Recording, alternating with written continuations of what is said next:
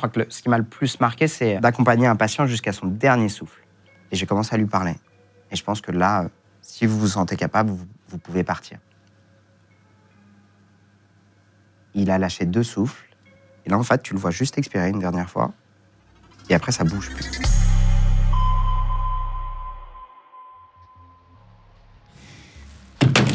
Guillaume, Ouais, c'est quoi la sponsor aujourd'hui là? c'est Virtual Regatta, le sponsor. Et la tenue? Attends, si toi, si tu veux, je suis en train de préparer l'interview là, de Major Movement. C'est toi, pourquoi t'es en ciré jaune et en bonnet bleu avec des lunettes de secrétaire? Bah oui, Virtual Regatta, le Vendée Globe. Là, je suis prêt pour prendre la ligne de départ. Mais tu sais que dans Virtual Regatta, Ouais. il y a 2 mots. Et il y a virtuel. Virtuel, c'est sur ordinateur, sur téléphone. Tu fais la course en même temps que les gens du Vendée Globe, les skippers, mais tu vas être de chez toi. Et il y a un trophée à la fin quand même? Oui, en fait, il y a la compétition légende au milieu. C'est-à-dire que tu as un classement légende avec les bateaux à la couleur de notre logo, avec le logo en gros. Ouais. Et voilà, tu peux t'inscrire, tu peux personnaliser ton bateau Ouais. et concourir avec un classement légende. Et il y a un trophée à la fin du coup? Oui, il y a un trophée. C'est-à-dire que si jamais tu gagnes le classement légende, en l'occurrence, eh ben, tu peux partir une demi-journée en mer avec Thomas Ruyant, qui est très fort, et tu pars une demi-journée en mer pour de vrai. Cette fois-ci, avec lui, tu pourras mettre ton super ciré. Et avec les gens, en plus, on offre 100 packs pour améliorer le bateau. Et en plus, ça peut vous aider à gagner. Voilà, les 100 premiers qui utilisent le code en description pourront obtenir leur pack. En tout cas, bon courage à toi. Et bah tu sais quoi, le Vendée Globe il est pour moi cette année. Il est pour toi aussi. Et pour l'équipe. Et pour ma mère. Et pour les gens. Allez, mon champion. D'accord, j'y vais. On y va. J'y vais? Je suis avec toi, mec. Allez. Je suis avec toi. Il est pour moi ce Vendée Globe là. Tu ramènes lequel de trophée? Ouais, le Vendée Globe. Voilà, Virtual Regatta. exactement. Ouais. Allez, mon gars. Voilà, le lien est dans la description. Si jamais ça vous dit, vous pouvez vous inscrire vous aussi et participer au Trophée Légende cette année dans Virtual Regatta, qui est une compétition. Vous pouvez refaire le Vendée Globe sur ordinateur, sur téléphone, tout ça en virtuel. Et c'est parti maintenant avec Major Movement, l'interview sur Légende, on y va. Et salut, c'est Major Mouvement. Bienvenue dans Légende, où je vais vous raconter mes meilleures anecdotes. Voilà, bienvenue. Bienvenue. Merci, ça fait plaisir de te recevoir. Moi aussi, je suis content d'être là, Guillaume. Tu sens, en plus, on n'a jamais vraiment abordé le sujet kiné, comment mieux vieillir. Tu vois, c'est hyper intéressant. Ouais. Je savais pas à quel point, j'avais vu passer tes livres déjà. Là, c'est ton 3e livre que tu sors. Exactement. J'ai vu passer tes livres déjà quand je vais à la FNAC, quand je vais voilà, et je savais pas que c'était des aussi gros cartons. Voilà, c'est 210 000 sur le premier, c'est monstrueux. Félicitations. Merci beaucoup. Le premier, c'était vraiment sur revenir sur les bases du corps humain. Le deuxième, c'est, OK, t'as une douleur, je t'aide, à poser une hypothèse de diagnostic, les solutions et ce que tu peux faire et quand tu dois consulter. Et le troisième, beaucoup plus global, sur ce qu'on va peut-être voir aujourd'hui, je sais pas, ce que tu peux mettre dans ta vie pour te sentir mieux le plus longtemps possible. T'es kiné depuis 15 ans. Ouais. T'as eu 20 000 patients, donc t'as vraiment vu des corps humains de tout type, avec tout type de problèmes, etc. Tu es capable, tu as dit à un membre de mon équipe, on va le faire tout à l'heure, si tu veux bien, quand tu vois un corps humain, tu peux savoir, en touchant pour voir certains muscles, etc., savoir à peu près quel sport ils peuvent faire, ou ils font. Son sport, son histoire, ses blessures, ses habitudes de vie, ouais. Là, on a pris des gens qui vont venir tout à l'heure. Tu les connais pas, on est d'accord? Ouais. Je sais pas, j'ai pas voulu savoir. Peut-être ça se trouve, il y aura Bernard, mon pote de promo, qui va arriver, tu vois. Mais a priori, je pense que je les connais pas. On va voir si jamais. C'est ce que je fais souvent sur ma chaîne YouTube, tu vois, c'est des analyses de posture, c'est un peu de la kiné-spectacle. Je mets un peu en test, voir si, quand je regarde les gens, j'arrive un peu à déceler leurs histoires, leurs blessures. Plus ils sont sportifs, plus c'est facile. Tu vas nous parler des blessures que tu as vues les plus incroyables aussi. Tu as vu des trucs quand même. Je ne savais même pas que ça existait. Bon, sans les citer, on y reviendra tout à l'heure. Tu as 1 300 000 abonnés YouTube. Et pareil, sur Insta, je crois, tu es au million. Ouais, 900 000. Ouais. 900 000. Je vais mettre les liens cliquables sous la vidéo si vous voulez suivre directement tous ces réseaux. Et pareil pour le livre, c'est aux éditions Marabout. Je vais mettre le lien cliquable sous la vidéo si vous voulez aller chercher après. Pour voir, il y a plein de photos. Il y a des exercices aussi en photo où c'est en plusieurs étapes pour mieux vivre. Ça s'adresse à qui ce livre en vrai? Le dernier? En vrai, à tout le monde. Le truc, c'est que ça s'adresse à des gens qui commencent à avoir leur première douleur et ceux qui voudraient un peu se sentir mieux dans leur corps, donc tu vois, à 25-30 ans. Et puis, ça s'adresse à ceux qui commencent à se sentir vieux et de se dire, merde, qu'est-ce que je peux mettre en place dans ma vie? Donc finalement, tu vois, je dirais de 25-30 à 60, 65, 70, 80 et plus. C'est le Major Mouvement, 8 piliers pour rester jeune le plus longtemps possible. Tu t'appelles Grégoire, toi, c'est ton prénom. Ouais. Grégoire Gibaud. Ouais. Tu fais du sport depuis petit, toi? C'est quoi pour comprendre un peu ta vie, comment t'en es arrivé là? Moi, je dirais que j'ai de la chance. Ma mère a toujours fait du sport. Et elle nous a... Tu vois, c'était un non-sujet à la maison de faire du sport. On allait faire des balades à vélo. Chaque année, elle nous inscrivait dans un club. Elle nous disait, tu peux faire le sport que tu veux. La seule chose, c'est que quand tu t'engages au début de l'année, tu dois finir. Donc j'ai fait un peu de tout, j'ai fait de la gym, j'ai fait du tennis, j'ai fait du karaté, et j'ai surtout kiffé le rugby. J'ai fait du rugby pendant très longtemps, jusqu'à mes 30 ans. Et je me suis blessé au rugby après un match où j'ai eu un gros traumatisme crânien. Et du coup, je ne peux plus jouer au rugby, ça a été très dur pour moi. Et je me suis mis au jiu-jitsu brésilien là, depuis 7 ans. Il y a des sports qui sont plus douloureux et plus mauvais pour le corps quand même, qui peuvent plus s'abîmer, qui sont bons pour la tête et se vider l'esprit, et pour le cardio, mais il y en a qui sont quand même mauvais. Je te citerai des sports, toi, tu nous diras ce que tu en penses. Exactement. Pour le corps. Tu voulais faire médecine jeune. Ouais. Kiné, c'est médecin. On ne sait pas toujours la différence. Alors, médecine, c'est vraiment, tu passes par la fac de médecine et tu finis avec un doctorat, c'est entre 9 et 15 ans d'études. Kiné, c'est plus court, c'est aujourd'hui 4 ans d'études. Tu passes par des écoles. Au départ, moi, à mon époque, tu passais par la première année de médecine, tu préparais un concours et tu avais, à la fin de l'année, en fonction de ton classement, possibilité de faire médecine, dentaire, kiné ou sage-femme. Aujourd'hui, c'est un peu différent. Je ne sais plus exactement, je crois que ça s'appelle... je ne vais pas dire de conneries, là, je vais passer pour un vieux boomer parce que ça change de nom tous les 2 ans. Mais aujourd'hui, tu prépares ton concours de kiné, c'est pas le même exactement que le concours de médecine et ainsi de suite. Et après, tu rentres en école de kiné et là, c'est 4 ans d'études. C'est quoi la différence entre un ostéo? J'ai eu la discussion dans mon bureau et ça parlait dans le bureau. C'est quoi la différence entre un ostéo et un kiné? La plupart des gens ne savent pas, je pense. Ouais, c'est complexe en vrai comme question. Je vais essayer de la faire un peu simple parce qu'il y a différents volets. Pour parler à tout le monde, pour que tout le monde comprenne toujours. Pour que tout le monde comprenne, c'est 2 métiers différents qui se basent sur 2 interprétations différentes du corps humain. Mais ces 2 interprétations qui ont parfois des points communs et parfois des points de différence. La kiné a énormément changé, c'est ma spécialité, donc vous imaginez bien que je suis pas tellement pour ou contre l'un, mais c'est juste qu'il y en a un que je connais beaucoup plus que l'autre, donc forcément. Le kiné, lui, il a des connaissances médicales, tout le cursus médical, et il vient plutôt de la fac et de toutes les connaissances scientifiques. Là où l'ostéo, il a plutôt une connaissance ostéopathique. C'est-à-dire que c'est une compréhension qui certes se base sur le corps humain, mais sur leurs propres connaissances. C'est-à-dire qu'ils se basent moins sur les études scientifiques. C'est des médecins? Non. Alors, il y a des médecins qui peuvent devenir ostéo, il y a des kinés qui peuvent devenir ostéo, mais l'inverse, c'est pas vrai. Maintenant, là où c'est encore plus complexe, c'est que les 2 sont énormément en train de changer. Il y a eu une vraie révolution, à peu près qui date de 2015, sur le besoin de baser nos connaissances médicales dans ces 2 métiers-là sur les études scientifiques. En fait, on avait pendant très longtemps juste des profs qui tenaient des informations de leurs profs, qui tenaient des informations de leurs profs et qui te disaient, voilà, typiquement, t'as mal au dos, faut faire un massage. Ok, et moi, c'est ce qu'on m'a appris il y a 15 ans. Là où les ostéos, on nous disait, je schématise énormément, mais t'as mal au dos, faut aller regarder viscéral, faut regarder le crânien, faut éventuellement faire craquer une articulation. Donc tu vois, les 2 approches n'étaient pas tout à fait les mêmes.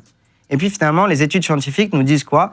Le massage, ça peut être pertinent éventuellement sur la douleur un peu musculaire, mais finalement, le mieux, c'est de poser des bonnes questions pour essayer de comprendre ce qui fait mal. Et du côté ostéopathique, d'essayer de lisser un peu tout ça au travers des études scientifiques. Une espèce de moyenne des 2. Ouais. Donc en fait, aujourd'hui, on est à un moment donné où je pense que les 2 métiers, à terme, vont probablement, en termes de connaissances, passer par le filtre scientifique, et je ne sais pas trop ce que ça va donner après derrière. Comment ça se passe, tes études de médecine?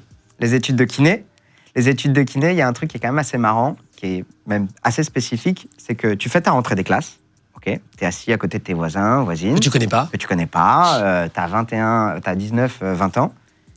Et le lendemain matin, les mêmes personnes où tu as passé 20 ans dans une classe à côté d'eux, tu te retrouves en sous-vêtements, à côté d'eux, à les palper les uns par rapport aux autres. Filles-garçons. Donc en fait, c'est assez paradoxal parce qu'on désinhibe complètement nos connaissances du corps humain, parce que en fait, on finit complètement mélangés les uns par rapport aux autres, et ça donne... Ouais, ça fait bizarre au départ. Il y a de la gêne au départ, les premières fois. Bien sûr qu'il y a de la gêne. T'imagines, ton pote, t'es là, t'es assis à côté de lui, et c'est ton pote depuis 3-4 jours, et tu te retrouves à avoir tes mains sur le bas du dos, éventuellement sur les épaules, sur les nuques, mais sur d'autres parties du corps où tu dois venir les palper, essayer de reconnaître l'anatomie, savoir ce qu'il ressent, et ainsi de suite. Et puis, on se mélange énormément parce qu'ils nous disent il faut tester plein de corps différents pour avoir des repères anatomiques différents. Et donc, forcément, t'es amené, dès le plus jeune âge de tes études de kiné, à tester tes mains sur plein de corps différents. C'est plus dur quand tu es avec une fille qui te plaît bien, par exemple? Ça t'est arrivé? Ouais, ça m'est arrivé, ouais. Tu as entendu en parler, c'est plus dur, moins à l'aise? En fait, c'est un peu particulier parce que c'est une bonne école de la vie parce que tu apprends petit à petit à mettre tes sentiments et tes émotions de côté. Et en effet, je sais pas si je peux le raconter, tu vois, mais moi, il y avait une époque où il y avait une fille où on se fréquentait. Et elle était dans mon groupe de TP. Et on se fréquençait, le courant passe bien entre nous deux, et on passe la soirée ensemble. Et je dors chez elle, et le lendemain matin, on a examen. Et au tirage au sort, on tombe l'examen ensemble, l'un sur l'autre. Et tu vois, c'est trop chelou, parce que t'as ton prof qui est là pour t'évaluer, et pire du pire, je tombe sur la palpation du pubis, tu vois. Mais non, ah, Si, ok. je te jure. Et du coup, c'est rigolo, parce que toi, t'es là, et je sais pas si ça t'a déjà fait ça, mais t'as passé une nuit avec une nana et t'as des images qui te viennent en tête. Et là, c'était difficile de mettre complètement le truc de côté. Mais en fait, je pense que c'est hyper formateur parce que ça t'apprend à te dire, en fait, mon examen médical que je ferai plus tard, il est complètement dissocié de qui je suis, de ce que je fais, et ainsi de suite. Donc en fait, je pense que c'est un passage qui est super bien pour nous apprendre à complètement dissocier le corps comme un outil de travail. Avant de parler de tes anecdotes et de comprendre un peu ce que tu as vécu de plus incroyable, qui va voir un kiné? C'est quand tu te blesses ou c'est quand tu as des petites douleurs du quotidien? Un peu tout le monde, ouais, quand tu te blesses, et quand... Enfin, vraiment, t'as déjà répondu. Hein. Mais il faut une ordonnance? Il faut une ordonnance pour aller voir un kiné. Maintenant, il y a un nouveau truc qui est passé. Pour l'entorse de cheville et pour la lombalgie, tu peux aller voir un kiné en première intention dans les CPTS. Tu disais que tu avais eu 20 000 patients en 15 ans, mais tu vois combien de gens par jour? C'est quoi? Ça va varier des jours, mais ça va être entre 15 et 25 patients qui viennent me voir par jour. Et c'est quoi? Il y a des tranches d'âge particulières où tu peux recevoir, par exemple, est-ce qu'il y a des kinés spécialisés dans les gens plus âgés ou dans les enfants, ou est-ce que tu vois tout le monde? En fait, il y a de tout. Il y a des kinés qui vont être spécialisés, qui vont faire que de la pédiatrie. Il y en a même qui vont faire que de la kiné respi pédiatrique. Donc, tu vois, c'est les bronchiolites. Eux, ils vont faire ça toute la journée. Ça, c'est violent. Enfin, il paraît que c'est violent à voir pour les parents. Ouais, c'est impressionnant à voir pour les parents. Toi, t'es papa? Ouais, je suis papa de 2 enfants. Les techniques, là aussi, ont énormément évolué, mais il y a 10 à 15 ans, on avait des techniques qui étaient assez impressionnantes où le but, c'était de faire recracher. Donc, tu avais des techniques d'accélération de flux expiratoire où tu pouvais avoir la sensation d'écraser l'enfant. En fait, vraiment, ils ont un cartilage costal qui est très, très souple, mais tu avais cette sensation-là. Aujourd'hui, on sait que c'est des techniques qui sont un peu remises en question, qui dépendent énormément du bilan, du côté inflammatoire. Je ne vais pas rentrer dans les détails, mais c'est des techniques qu'on fait de moins en moins. Mais tu vois, tu vas avoir des techniques, des kinés qui sont spécialisés sur les pédias, mais tu vas avoir des kinés qui vont être spécialisés uniquement en gériatrie. Et puis, tu as des kinés qui font un peu de tout. Moi, aujourd'hui, je me suis spécialisé en thérapie manuelle sur du sportif, mais pas du sportif professionnel, sur du sportif amateur. C'est quoi ton client le plus jeune que tu as eu? Le plus jeune, je pense que ça doit être à l'époque du 3 semaines, 6 semaines sur de la kiné-respi et sur du pied-beau. Tu sais, les bébés qui naissent avec des déformations des pieds où tu as vraiment le pied qui part quasiment comme ça. Ah, wow. Et c'est rigolo parce que la rééducation là-dessus, dans les protocoles, c'est de l'évaluation. Mais après, c'est stimuler. Donc, tu as ton pied qui est comme ça. Stimuler De côté, les il part de éverteurs côté? avec une brosse à dents. Et donc, tu apprends aux parents à dire, bah voilà, vous prenez une brosse à dents et puis vous stimulez le pied du bébé pour qu'il stimule ses muscles pour le Comme des chatouilles, tu veux dire? Ouais, exactement. Et le bébé, il est là et puis il apprend à avoir sa tonicité et puis il fait ça avec le pied. Et ça revient? Ça revient. Alors, c'est pas ma spécialité, je voudrais pas trop m'engager là-dessus, ça fait très longtemps que je l'ai pas vu. Mais ouais. Et ton patient le plus âgé que tu aies eu en kiné, c'est quel âge? Je pense que ça doit être du 104 ans, du 105 ans.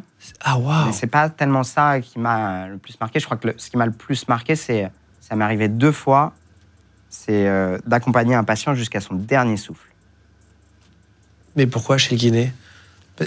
Tu es en crise cardiaque ou un truc, Non, c'était vraiment du soin palliatif en fait. Tu sais, le truc c'est qu'on s'en rend pas compte parce qu'on le voit pas dans la vraie vie, mais la fin de vie, ça va nous arriver à tous. Et nous, on fait du soin à domicile. Donc il y a des gens, tu vas commencer à les voir pour une arthrose de genou, ils ont 75 ans, mais tu les suis pendant 5, 6 ans, 10 ans.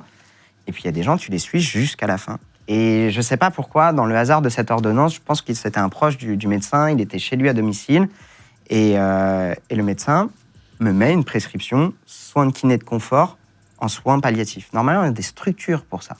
Mais là, on était dans un désert médical, il n'y avait pas de structure, on ne pouvait pas le déplacer. Et je te jure, c'était super chelou parce que j'avais aucune connaissance de ça, je n'ai pas appris ça. Mais il y a un moment donné, tu rentres dans sa chambre, tu rentres vraiment dans l'intimité des gens, tu as la fille, tu t'es déjà rentré dans une mise en bière avant l'enterrement de quelqu'un où tu rentres dans la pièce et qu'il est dans son cercueil. Tu avais un peu ce genre d'ambiance très solennelle de la fin de vie, tu vois, où tout le monde sait que c'est la fin.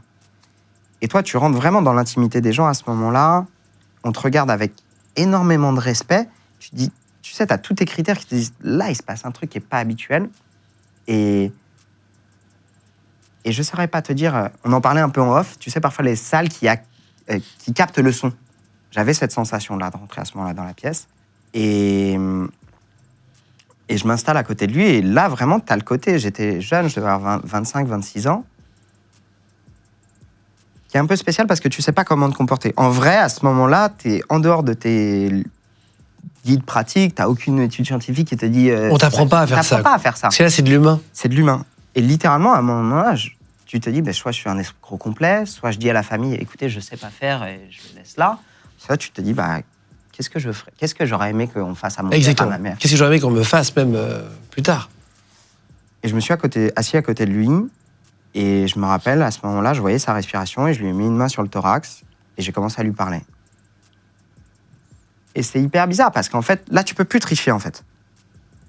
Juste, tu lui parles, et tu essaies d'être complètement honnête, et tu lui dis, ça va bien se passer, il y a votre famille qui est là, il y a votre fille qui est là, elle a un grand sourire, elle vous regarde, je vois dans les yeux. Je parle moins lentement, là, mais j'ai le cœur qui bat à 10 000, et je te jure, je vois son souffle changer. Et il y a votre femme qui regarde, elle est contente. Moi, je m'appelle Grégoire, je suis le kiné du coin, et je pense que vous pouvez être fiers de ce que vous avez fait quand je vois toute votre famille qui est autour de vous. Et je pense que là, si vous vous sentez capable, vous pouvez partir. Il a lâché 2 souffles, et je te jure, c'est trop bizarre parce qu'en fait, quand tu regardes quelqu'un, on s'en rend pas compte parce que tu le vois inspirer, expirer. Et là, en fait, tu le vois juste expirer une dernière fois, et après, ça bouge plus. Je te jure, c'était ouf. Et t'as la famille qui te remercie après? Ouais, et la famille qui... C'était dingue parce que je débarquais vraiment... Cette famille, je la connaissais quasiment pas. Et à ce moment-là, j'avais pris une place hyper importante dans leur parcours, tu vois. Et ils m'ont dit merci énormément pour ce que vous avez fait. Et en fait, c'était chelou parce qu'en fait, moi, ce que j'avais l'impression d'avoir fait, c'était juste d'être dans la continuité de ce qu'ils avaient mis en place. Et juste de leur avoir permis, soit à lui, soit à eux, d'avoir cette espèce de passation, quoi. Bon, ça m'a touché ton histoire. Et oui, donc tu as un côté très social. Énormément. En fait, où tu parles avec les gens. Énormément. Je pense que mon job aujourd'hui, c'est 20 à 30% de technique et le reste de social, 70% de ah oui, social. autant. Ouais. C'est-à-dire qu'en fait, littéralement, je pourrais te faire la meilleure technique de la Terre. Si jamais je te parle mal avant, je te considère pas, ma technique, tu vas pas l'accepter, la tolérer. À l'inverse, je peux avoir une technique de merde, mais si je te la présente bien, je suis sympa avec toi, bien sûr que tu vas revenir me voir parce qu'elle est sympathique, en fait, parce qu'on a passé un bon moment ensemble. T'as des gens qui se bloquent le dos, vraiment, de manière à plus pouvoir bouger, qui viennent te voir, qui sont, je sais pas comment on dit, c'est quoi, c'est le lumbago, Ouais, c'est ça, le moment où lumbago. t'es le plus bloqué? Ouais. Il y a 2 grands types de lumbago. Donc le lumbago, c'est en gros... On pense que ça arrive quand on porte des charges lourdes. On a des études qui nous montrent que ça arrive dans 4 à 6% sur des ports de charges lourdes, dans 15% sur des ports de charges légères, et tout le reste du temps dans des gestes de la vie quotidienne. Tu te brosses les dents, tu T'attrapes un truc. tu éternues, et boum, ça pète. En gros, le lumbago, pour faire très simple, c'est un peu un bug du corps humain. C'est pareil pour le torticolis, c'est ce que j'expliquais dans mon 2e bouquin. C'est que tu as un énorme spasme, l'équivalent d'une crampe au niveau des muscles du dos. Et vraiment, si vous voyez les footballeurs en fin de match, quand ils ont des crampes et que les mecs ils sont plus capables de marcher, qu'il y en a un autre qui vient vous les étirer, c'est ça, mais dans tout le dos. C'est horrible. Et souvent, ce que j'explique aux gens, c'est que si vous pensez qu'une douleur musculaire, ça peut pas faire mal, allez dire ça à une femme qui accouche. En fait, les contractions d'une femme qui accouche, ça porte bien son nom, c'est des contractions. Donc un lumbago, c'est ça. Et donc tu as un lumbago aigu et un lumbago subaigu. Donc c'est tes muscles qui se contractent tout autour, très fort. Le lumbago aigu, le patient, je peux me lever ou pas? Bien sûr. Le patient, il est là, et dans ta salle d'attente, c'est caractéristique, c'est celui qui t'attend debout dans la salle d'attente. Il peut pas s'asseoir. Ah, wow. Il est là, et tu lui dis, OK, venez, il va venir comme ça. Qu'est-ce qui vous amène? Ah bah, depuis ce matin, là, je peux plus bouger. Et la différence entre le lumbago aigu et subaigu, c'est celui qui a un lumbago aigu, tu lui dis, OK, est-ce que vous pouvez vous asseoir? Il va te faire ça. Oh putain. Il a du mal à s'asseoir et il se retient avec les bras. Et il se retient avec les Je bras. t'écris pour vous tous si vous nous écoutez Oui, excusez-moi. en Il est podcast debout, audio. il est machin. Et ça prend 15-20 secondes. Le lumbago subaigu, le mec, il n'arrive pas à ouvrir ta porte. Ah, waouh. Il met déjà 15 secondes à venir. Il est bloqué de chez bloqué. Et quand tu lui demandes de s'asseoir, il met 5 minutes pour s'asseoir. Chaque demi-mouvement, tu as l'impression qu'il va s'évanouir. Ah la vache. Il n'y a rien à faire là? Alors, je me suis chié 3 fois sur des lumbagos subaigus. Les lumbagos aigus, je sais les traiter. Et très honnêtement, vous pourrez regarder sur ma chaîne YouTube, j'en ai fait une. C'est la vidéo, je crois qu'elle s'appelle genre cette technique pour soigner le lumbago est assez impressionnante. Et en effet, elle est vraiment impressionnante. Tu remets du mouvement, tu remets de la charge et tu remets du poids. Alors ça demande de faire un bilan avant pour être bien sûr que c'est pas autre chose et ainsi de suite. Mais c'est des patients qui au départ pouvaient pas s'asseoir, pouvaient pas se pencher en avant. Ils repartent de là, ils peuvent refaire leur lacet. C'est spectaculaire. J'ai voulu faire la même chose sur des lumbagos subaigus. Et ben là, c'est l'inverse qui s'est passé. C'est-à-dire que les gens, déjà, ils étaient très douloureux, ils sont repartis de chez moi, ils avaient encore plus mal. Donc là, aujourd'hui, moi, les lumbagos subaigus, je sais que je sais pas bien les prendre en charge. Et aujourd'hui, ce que je ferais, si quelqu'un venait me voir avec un lumbago subaigu, je lui dirais, venez, vous et moi, on va aller marcher. Parce que, la marche, ça marche très bien pour diminuer la douleur. Et je lui parlerai, parce que là-dessus, ce qui est important de comprendre sur un lumbago, c'est que l'intensité de la douleur n'est pas proportionnelle aux dégâts. Ça fait super mal, mais globalement, ton dos, il va bien. C'est juste une crampe Ah là musculaire. là, c'est fou. Ouais. Et je crois que j'en ai eu un. Je suis resté, j'ai fait 3 émissions ici, ça s'est pas vraiment vu, mais je suis resté un peu bloqué. J'avais un coussin. Ils m'ont donné de l'acupan. Ouais, Je crois que c'est très violent. ouais. Alors là, je suis pas médecin, mais en effet, ça fait partie des médicaments qui sont très violents. Pour essayer d'enlever un peu la douleur, mais Ouais. c'est très compliqué. Les douleurs, quand le corps veut pas, ça veut pas, quoi. Est-ce que tu t'es déjà retrouvé devant quelqu'un sans comprendre et sans savoir quoi faire? On a tous eu des échecs dans nos métiers, se retrouver et dire je sais pas ce que vous avez. Tous les jours. C'est vrai? Ah bah ouais.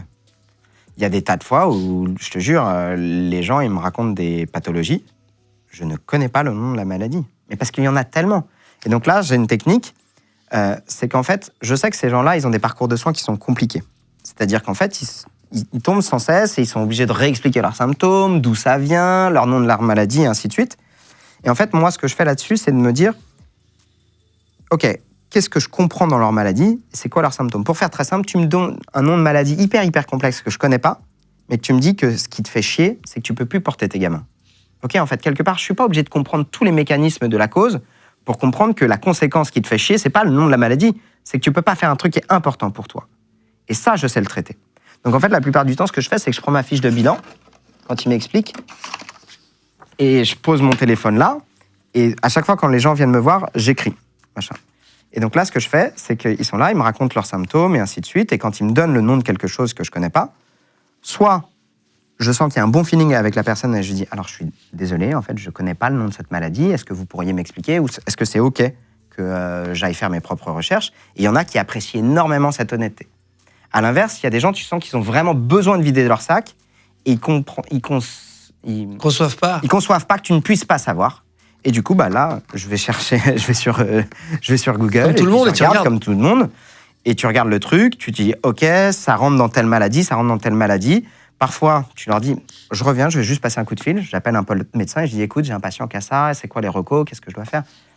En fait, le truc, c'est que c'est vachement d'humain. Il y a des gens qui apprécient le fait que tu saches pas et que tu leur demandes. Il y a des gens pour qui, si jamais tu sais pas, ça va. C'est un échec, mais c'est pas. un échec encore plus important pour eux.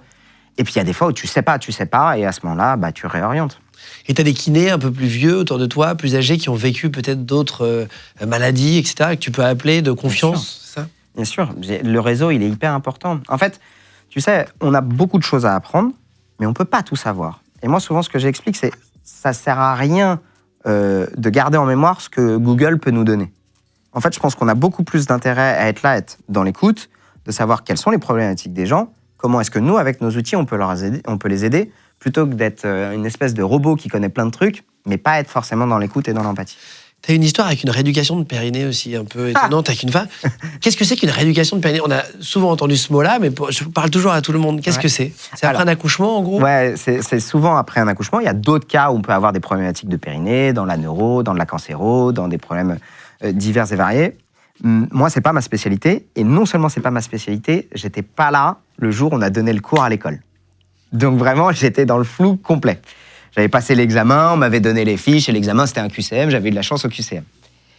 Et je fais mon tout premier remplat. Quand tu es kiné et que tu commences à bosser, tu as 3 façons pour bosser. Soit tu vas remplacer un kiné qui part en vacances, soit tu t'installes, soit tu achètes ton câble. Bref, moi, au départ, je m'étais dit, je vais juste bouger un peu dans toute la France. Du coup, je fais un remplacement. Et c'était au fin fond de la Bretagne. Vraiment, c'est un désert médical. Un désert médical, je pense que les gens qui savent ça, ce que c'est une galère. C'est qu'il n'y a pas de médecin, en gros. Il n'y a gros? pas de médecin, il n'y a pas de kiné, il n'y a pas d'infirmière. Tu es obligé de te taper 30 à 40 km de route pour avoir juste un avis médical. Vraiment, tu as ta bite et ton couteau pour te faire soigner. Et le soignant, il a sa bite et son couteau pour soigner les gens. Tu n'as pas accès à un radio, tout est complexe.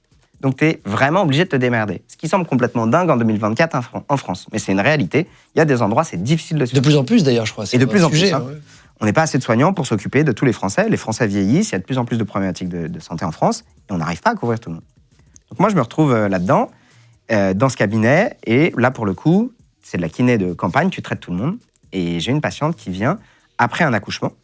Et donc, après l'accouchement, pour différentes raisons que je ne serais pas tout à fait capable de t'expliquer, tu peux avoir un déficit du tonus du périnée. Le périnée, c'est vraiment un groupe de muscles qui est dans le petit bassin. Vous pouvez contracter votre périnée, tous. Là, tu peux le faire, Guillaume, en me regardant garçons droit et dans les yeux. filles. Les garçons et les filles, on a tous un périnée, en imaginant que tu retiens un petit prout. Ok. Tu vois, bah là, quand tu sens qu'il se passe un truc, souvent, pour nous les mecs, ça va faire remonter les testicules, et pour les filles, ça va faire contracter un peu le petit bassin, tu vas sentir que tu contractes ton périnée. Et donc, après l'accouchement, tu peux avoir un déficit du tonus du périnée qui te donne des fuites urinaires. Ce qui est un peu chiant quand tu éternues, quand tu tousses, quand tu portes quelque chose, d'accord. d'avoir des fuites urinaires.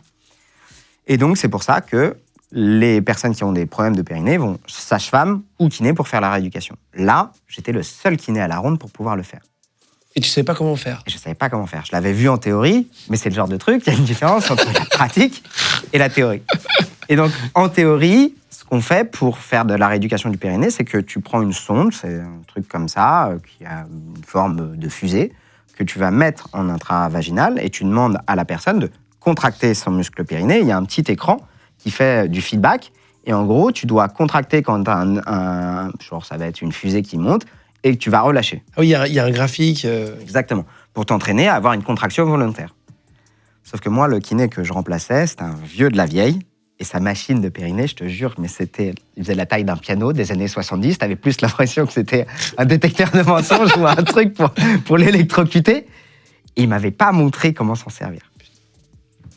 Donc là, moi, je vois la machine. La dame s'installe. À l'époque, j'avais 22 ans, donc je savais pas faire, puis je savais pas. Et puis tu sais, quand t'as cet âge-là, t'es vite hésitant, un peu maladroit. Et ça se ressent, ça. Ça se ressent. Le patient, il le voit. Coup de bol, ma patiente, elle est infirmière. Du coup, je me dis, entre soignants, on va se comprendre. Je dis, madame, écoutez, je suis désolé, c'est mon premier jour. C'est là. Je décide d'y aller réel. Franco, authentique. C'est mon premier jour, je sais pas utiliser la machine, je sais que vous êtes déjà venu. Est-ce que vous accepteriez de m'aider? C'est ce qu'elle m'a dit. Non. C'est vrai? Donc elle s'est... Et pourquoi? Je sais pas. Je pense en vrai que toute infirmière qu'elle était pas très contente d'être là. Pour elle, c'était compliqué. Et tu sais, il y a des gens, ils ont une relation à leur corps qui leur appartient, qui peuvent faire que parfois, c'est un peu genre, faites ce que vous avez à faire, moi je ne m'en occupe pas. Ah, waouh! Donc elle s'est installée en position d'examen gynécologique. Et donc, je dis, d'accord, est-ce que vous pouvez mettre la sonde? Donc elle a accepté de mettre la sonde elle-même.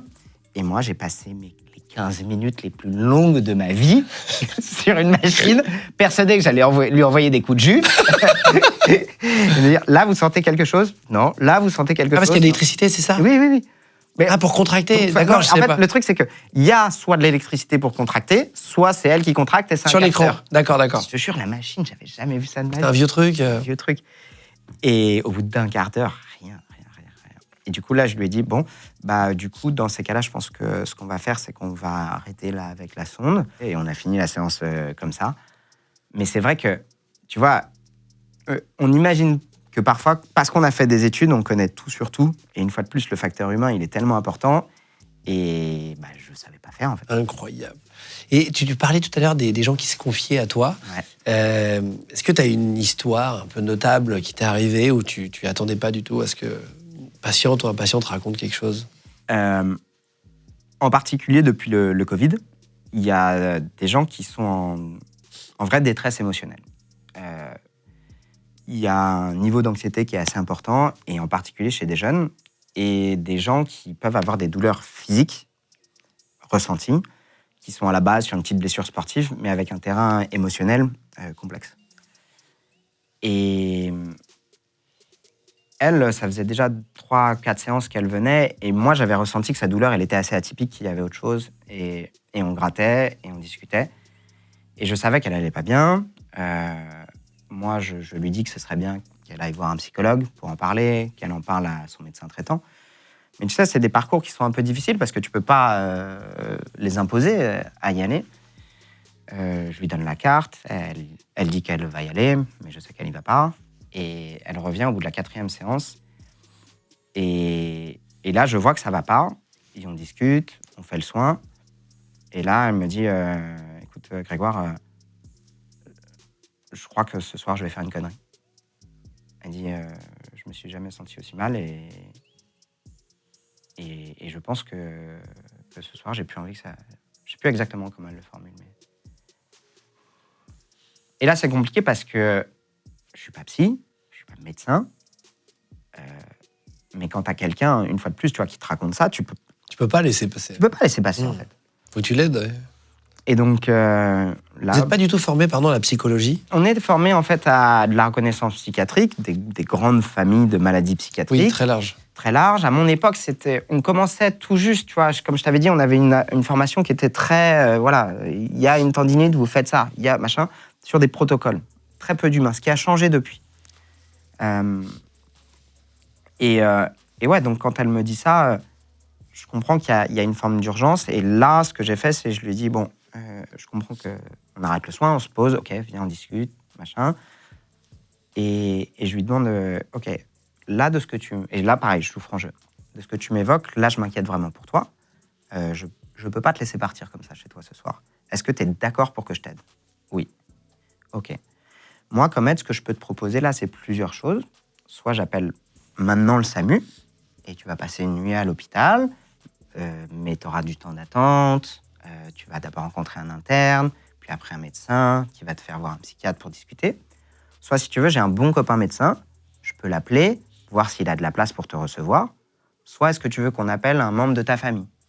Et en fait, je pense que là-dedans, tu vois, ce pourquoi on nous a un peu formés, c'est, ok, tu sais, face à une situation complexe, toujours avoir différents scénarios et proposer ce qu'il y a de mieux. Et elle me dit, non, allez à l'hôpital, j'ai pas envie d'attendre pour rien, je veux bien qu'on appelle ton pote médecin. Ok, j'appelle mon pote médecin, coup de bol, il répond, je lui explique la situation. C'est un mec avec un cœur comme ça, je lui explique et je lui dis, ok, est-ce que je peux te l'envoyer pour que tu la prennes en suivi, et ainsi de suite. C'était quoi? C'était un psychologue, du coup? Non, vraiment un médecin généraliste. Médecin généraliste. Et lui, il l'a accueilli, il lui a donné des médicaments pour la détendre sur ce moment-là et s'assurer après qu'elle allait rentrer dans un protocole de soins pluridisciplinaire avec psychologue, psychiatre. Ce qu'il y a là-dedans, en fait, je pense, c'est que j'en ai parlé après avec mon meilleur ami qui est psychiatre et il me dit le paradoxe. Une fois de plus, je ne fais que donner ce qu'il m'a dit. Je ne suis pas psychiatre et si je dis des conneries, je m'excuse, mais il m'a dit les gens qui ont le courage, parce que je pense que c'est vraiment du courage, de faire un appel à l'aide à ce moment-là, c'est des gens qui sont vraiment pas bien, mais qui sont encore au moment où ils peuvent se faire aider. Tu vois, c'est vraiment un appel à l'aide. Donc en fait, moi je le perçois en mode waouh, c'était peut-être super chaud pour elle, mais tu vois, mon pote médecin, mon pote psychiatre, ils étaient plus apaisés en mode en fait, t'as bien réagi, t'as fait ce qu'il fallait et elle est rentrée dans les protocoles. Tu as des nouvelles? Ouais, après j'ai eu des nouvelles, elle est revenue me voir, ça a été mieux, ils l'ont médicamentée pendant 6 mois, et elle a fini par ressortir de la tête dans l'eau. Après, ce qui est dur sur les dépressions, c'est que parfois ça évolue en vague, tu vois, en fonction de certains critères dans ta vie, t'es jamais à l'abri que ça revienne. C'est des gens qui passent à l'acte et il n'y avait aucun signal avant. Et c'est là, en fait, ce qui fait plus peur aux psychiatres. Ils te disent qu'en fait, quelqu'un qui... Parfois, il y a certaines personnes qui vont vraiment pas bien et ça ne se voit pas, et quand ils décident de passer à l'acte, quelque part, il n'y a pas d'appel à l'aide. Est-ce que tu as déjà eu des patients que tu ne veux plus? Des mecs qui se comportent mal ou qui ont fait des trucs un peu abusés où tu as dit, bon là, stop. Ça m'arrive pas souvent, ça m'arrive. Sur 20 000, j'imagine, tu as eu un peu de tout. J'ai eu de tout, forcément. Je pense que vraiment de mettre un patient dehors, ça m'arrive une fois par an. Mais vraiment, quand je te dis, je suis sûr que c'est pas sur les critères que les gens s'imaginent. Ce qui fait que je mets un patient dehors, c'est quand c'est un patient qui, dans la relation, il n'est pas là pour le soin. Littéralement, c'est des espèces de pervers narcissiques. C'est-à-dire qu'en fait, c'est des gens qui rentrent dans la relation, ils s'inventent une douleur, ok, et ils sont là seulement pour essayer de te manipuler. Et tu t'en rends pas compte du tout. Et c'est au bout de 4, 5, 6 séances où tu te rends compte qu'il y a une espèce de chantage affectif. Alors que tu dis, mais quel chantage affectif il va avoir avec un kiné, en fait, tu vois? c'est des gens qui vont vite faire des transferts. Genre, vous me faites penser à votre fils, vous savez, lui, c'est un raté, il m'a jamais fait confiance. Vous, j'ai confiance en vous. Vous êtes vraiment un super sauveur pour moi. D'un côté, ils vont te mettre sur un piédestal, ouais. alors que t'as littéralement, t'as soigné leurs genoux. Hein. Tu vois, je suis pas. Oui, c'est pas de la fausse modestie. Voilà. Et d'un autre côté, c'est des gens qui vont être capables de te descendre plus bas de terre pour un truc qui est complet. On avait rendez-vous à 14h30, vous êtes arrivé à 14h37. C'est bien simple, vous avez gâché ma journée. Il y en a qui te parlent comme ça? Ah oui, oui, oui. Ah oui, je vous ai attendu toute la journée. Il est 14h37, j'ai 7 minutes de retard. Et en fait, c'est ce côté où tu refais un pas en arrière, tu te dis, mais attends, à quel moment on en est arrivé là dans une relation de soins Et puis en fait, tu regardes par rapport à toutes tes autres patientes, parfois tu t'embrouilles sur un oubli de séance, tu t'embrouilles sur une incompréhension, tu t'embrouilles sur une facturation. Mais jamais tu t'embrouilles sur de l'affect avec des gens. Donc ces gens-là, c'est des gens, en fait, plus tu vas essayer de te justifier auprès d'eux, plus tu rentres un peu dans leur piège. Et c'est là aussi où tu te dis, tiens, c'est bizarre, ces relations, j'ai parfois l'impression de faire un pas, et derrière, ils vont me retirer 4 pas d'inconfort, me détruire, machin, et tu te dis, mais en fait, qu'est-ce que je fous là? Ouais, c'est pas sain, quoi. C'est pas sain. Et donc, c'est des gens, parce que déontologiquement, si on refuse un patient, on est obligé de le réorienter avec 3 de mes confrères. Ah oui? Ouais. Je peux pas foutre un patient à la porte sans lui dire, allez voir un tel ou un tel ou un tel. Donc, T'as lui... une carte spéciale relou où il y a 3 numéros dessus? Non, parce que c'est trop exceptionnel. Par contre, ce qui est sûr, c'est que c'est des gens où... Tu vois, par exemple, ça m'est déjà arrivé de mettre un terme avec un patient juste parce qu'on n'arrive jamais à se mettre d'accord. Il est toujours en retard, mais il est super sympa. Tu vois, il est super sympa, il te manipule pas. À chaque fois qu'il est en retard, il dit, je suis vraiment désolé, il y avait les gamins, il y avait ceci. Et ça te met Il y a vraiment... des vraies excuses. Il y a des vraies excuses et tu dis, écoutez, Bernard, vous et moi, ça marche pas. À chaque fois, vous mettez le feu et je ramasse. On peut pas continuer comme ça. Et le mec dit, ouais, franchement, je comprends. Moi-même, je suis relou. Ma femme me le dit tout de suite. Merci de m'avoir accueilli pendant 5 séances où j'en suis venu qu'à une seule. Souvent, il va te dire, de toute façon, vous me les facturez quand même. Et s'il dit, mais non, je peux pas vous facturer une séance que j'ai pas faite parce que c'est la Sécu qui va payer. Donc, c'est pas la Sécu de payer une séance que vous avez pas faite. Ah ouais. Ouais, mais... Tu te fais draguer parfois? T'as eu des trucs relous et ça? Ça m'arrive par des mecs et par des nanas. Ce qu'il y a de marrant, c'est la différence quand c'est les mecs et quand c'est les nanas. De drague, tu veux dire? Ouais. Les mecs, c'est pas subtil du tout. mais vraiment, les mecs... C'est bourrin? Ah, mais le mot, c'est ça. C'est les mecs qui disaient, vous avez vraiment un beau petit cul. Hein. Non, je te crois pas. Ah, je te jure. C'est quoi tes clients? Ces patients? Donc, alors avec eux, moi, j'ai toujours fait du rugby, moi, je suis hétéro, et je me dis, si jamais t'es capable d'être graveleux comme ça, bah, je vais aller du tac au tac en disant, écoute, merci beaucoup, je sais pour mon petit cul, je prends le compliment, mais je suis vraiment pas intéressé, donc c'est la dernière fois que tu me parles comme ça, sinon, on arrête tout de suite les séances. Ok, ça marche, j'ai tenté. Ok. Pour les nanas, c'est plus subtil. Les nanas, quand il va y avoir c'est plus de la séduction, c'est pas de la drague. Elles vont te dire, ah bah dis donc, votre femme a vraiment de la chance de vous avoir. Ah ouais, c'est plus... C'est sûr que c'est plus fin que le petit cul. Ah oui. Ou alors, parfois, elles vont être allongées sur le ventre. Et toi, tu fais le tour de la table d'examen. Et les bras sont là, sur le côté. Et dans le vide, tu veux dire? Dans le vide. Et ça arrive très régulièrement que moi, tu vois, je suis en train de travailler et il y a la main qui va toucher le genou. Mais la réaction normale d'une main qui touche le genou, c'est ça. Là, le geste, il va être plus prolongé et ça va plutôt être une caresse. Et pour le coup, comme c'est plus subtil, bah là, tu peux leur dire, soit je le verbalise, c'est-à-dire, écoutez, ici, moi, je suis là uniquement pour faire mon soin. Je ne suis pas du tout là pour être dans une démarche de séduction. Est-ce que c'est OK pour vous qu'on continue le soin qu'on avait planifié ou est-ce que vous avez d'autres intentions? Si vous avez d'autres intentions, c'est tout à fait OK, mais je ne suis pas intéressé. Moi, je préfère qu'on arrête le soin. En fait, le truc, c'est que pour moi, c'est hyper important de dissocier complètement les deux. Si moi, j'ai un rapport au corps qui est complètement dissocié, c'est-à-dire que pour moi, un massage, j'ai la même charge émotionnelle maintenant quand je masse une table. Bon, tu masses pas une table, mais quand je mets des trucs sur la table, que quand je suis sur un corps. En fait, pour moi, c'est dissocié. Mais complètement. Je répare une voiture, j'arrose ma plante verte, je répare un corps, c'est pareil. Par contre, je sais que pour certaines personnes, c'est pas la même chose. Donc, c'est important de verbaliser le fait que tu es là uniquement pour un soin, c'est OK pour eux ou c'est pas OK pour eux, Mais par contre, il n'y a pas d'ambiguïté. Et avec tes 20 000 patients, il y en a déjà qui ont refusé que tu les touches. Oui. Mais du coup, ils viennent pourquoi? Alors, il y a différentes raisons. Parfois, ça peut être pour des raisons religieuses, ce que je comprends tout à fait. Les personnes vont prendre un rendez-vous avec toi et elles pensent tomber sur une femme et tombent sur un homme. Et là, souvent, Quand c'est marqué Grégoire, normalement. parfois, c'est d'autres personnes qui prennent rendez-vous. Et tu sais quoi, ça se passe toujours hyper bien. Vraiment, bonjour. Je pensais que vous étiez une femme. Non, est-ce que c'est OK pour vous qu'on fasse le soin parce que vous venez pour telle raison, moi j'aurais besoin de faire ça. Est-ce que c'est OK pour vous? C'est pas OK pour vous? Si c'est pas OK pour vous, c'est tout à fait d'accord, je comprends. Je vous prends rendez-vous avec ma collègue. Et la plupart du temps, je te jure, ça se règle. Ah oui, en fait, c'est plus pour des questions religieuses, finalement. Il y a parfois les religieuses. Et l'autre fois, c'est que... Mais là, les gens vont vite te le dire à l'interrogatoire quand ils ont subi des antécédents complexes. Ah oui, d'accord. D'agression. Et tu sais, moi, je prends toujours le temps d'avoir ce temps-là. OK, qu'est-ce qui vous amène? Qu'est-ce que vous avez vécu? Est-ce que vous avez déjà eu des traumatismes physiques et ou émotionnels? Et les gens vont te le dire.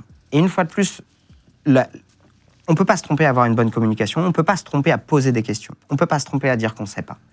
Et donc, quand il y a des personnes qui ont subi des antécédents de traumatisme, tu leur dis toujours, OK, est-ce que c'est OK si je mets ma main ici? Voilà ce que je vais faire. Voilà mon intention. Quand Oui, je vais appuyer là ici, pour ça. Je vais appuyer la main ici parce qu'ici, je dis n'importe quoi, mais il y a votre cartilage costal. J'ai l'impression que votre cartilage costal, c'est ça qui fait mal. Quand je vais appuyer sur le cartilage costal, il est possible qu'il y ait une douleur irradiante qui peut être assez intense. Est-ce que c'est OK pour vous si je fais ça? C'est quand même pas pareil, tu vois, parce qu'autour de l'interrogatoire, je me rappelle très bien, j'avais une patiente qui m'avait dit, son ex-petit copain l'avait jetée dans les escaliers. Ah, wow. Et elle avait une fracture de côte à ce niveau-là.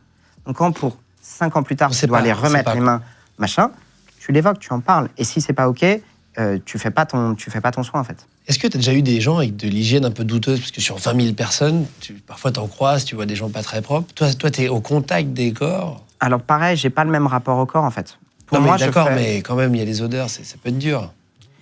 Alors, ça peut se paraître surprenant, mais moi, j'ai un rapport à l'hygiène du corps où les odeurs corporelles font partie de mon quotidien. Et tout le monde. Et à toute heure de la journée. Je te jure, moi, je fais même plus gaffe. Les odeurs de transpi, c'est normal. Les odeurs de prout, les odeurs de pipi, les odeurs de sel, j'en vois en permanence. Tout le monde. Maintenant, en fait, le truc, c'est que moi, ça me choque pas. Et je le dis aux gens. Par contre, j'ai beaucoup de gens qui s'excusent. Ah, je suis désolé, je sors du boulot. OK, je m'en fous, en fait. Je fais juste la différence entre, parfois, sur certains troubles psychologiques, voire psychiatriques, tu peux avoir des signes de manque d'hygiène. Et là, c'est encore autre chose. C'est plus les mêmes odeurs, c'est plus les mêmes rapports au corps. Et donc, ça m'est arrivé, je pense, peut-être 2 ou 3 fois, d'avoir des gens où tu sens que psychologiquement, il y a une problématique, psychiatriquement, il y a une problématique, tu sais qu'ils ne sont pas suivis, et ça va se manifester par un manque d'hygiène.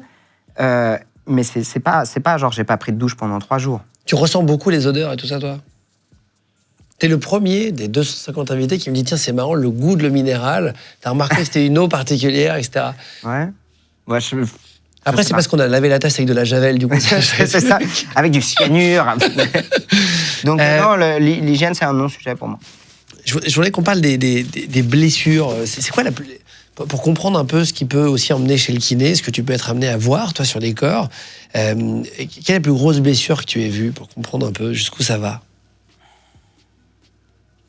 Alors, aujourd'hui, 70% des gens qui viennent me voir, c'est pour des douleurs de dos, des douleurs cervicales, mais parfois, tu as des trucs qui sortent un peu du commun. Et je me rappelle, je crois que celle qui m'avait le plus surpris, c'était quand j'avais bossé dans des services de Grand Brûlé. C'était une femme assez jeune.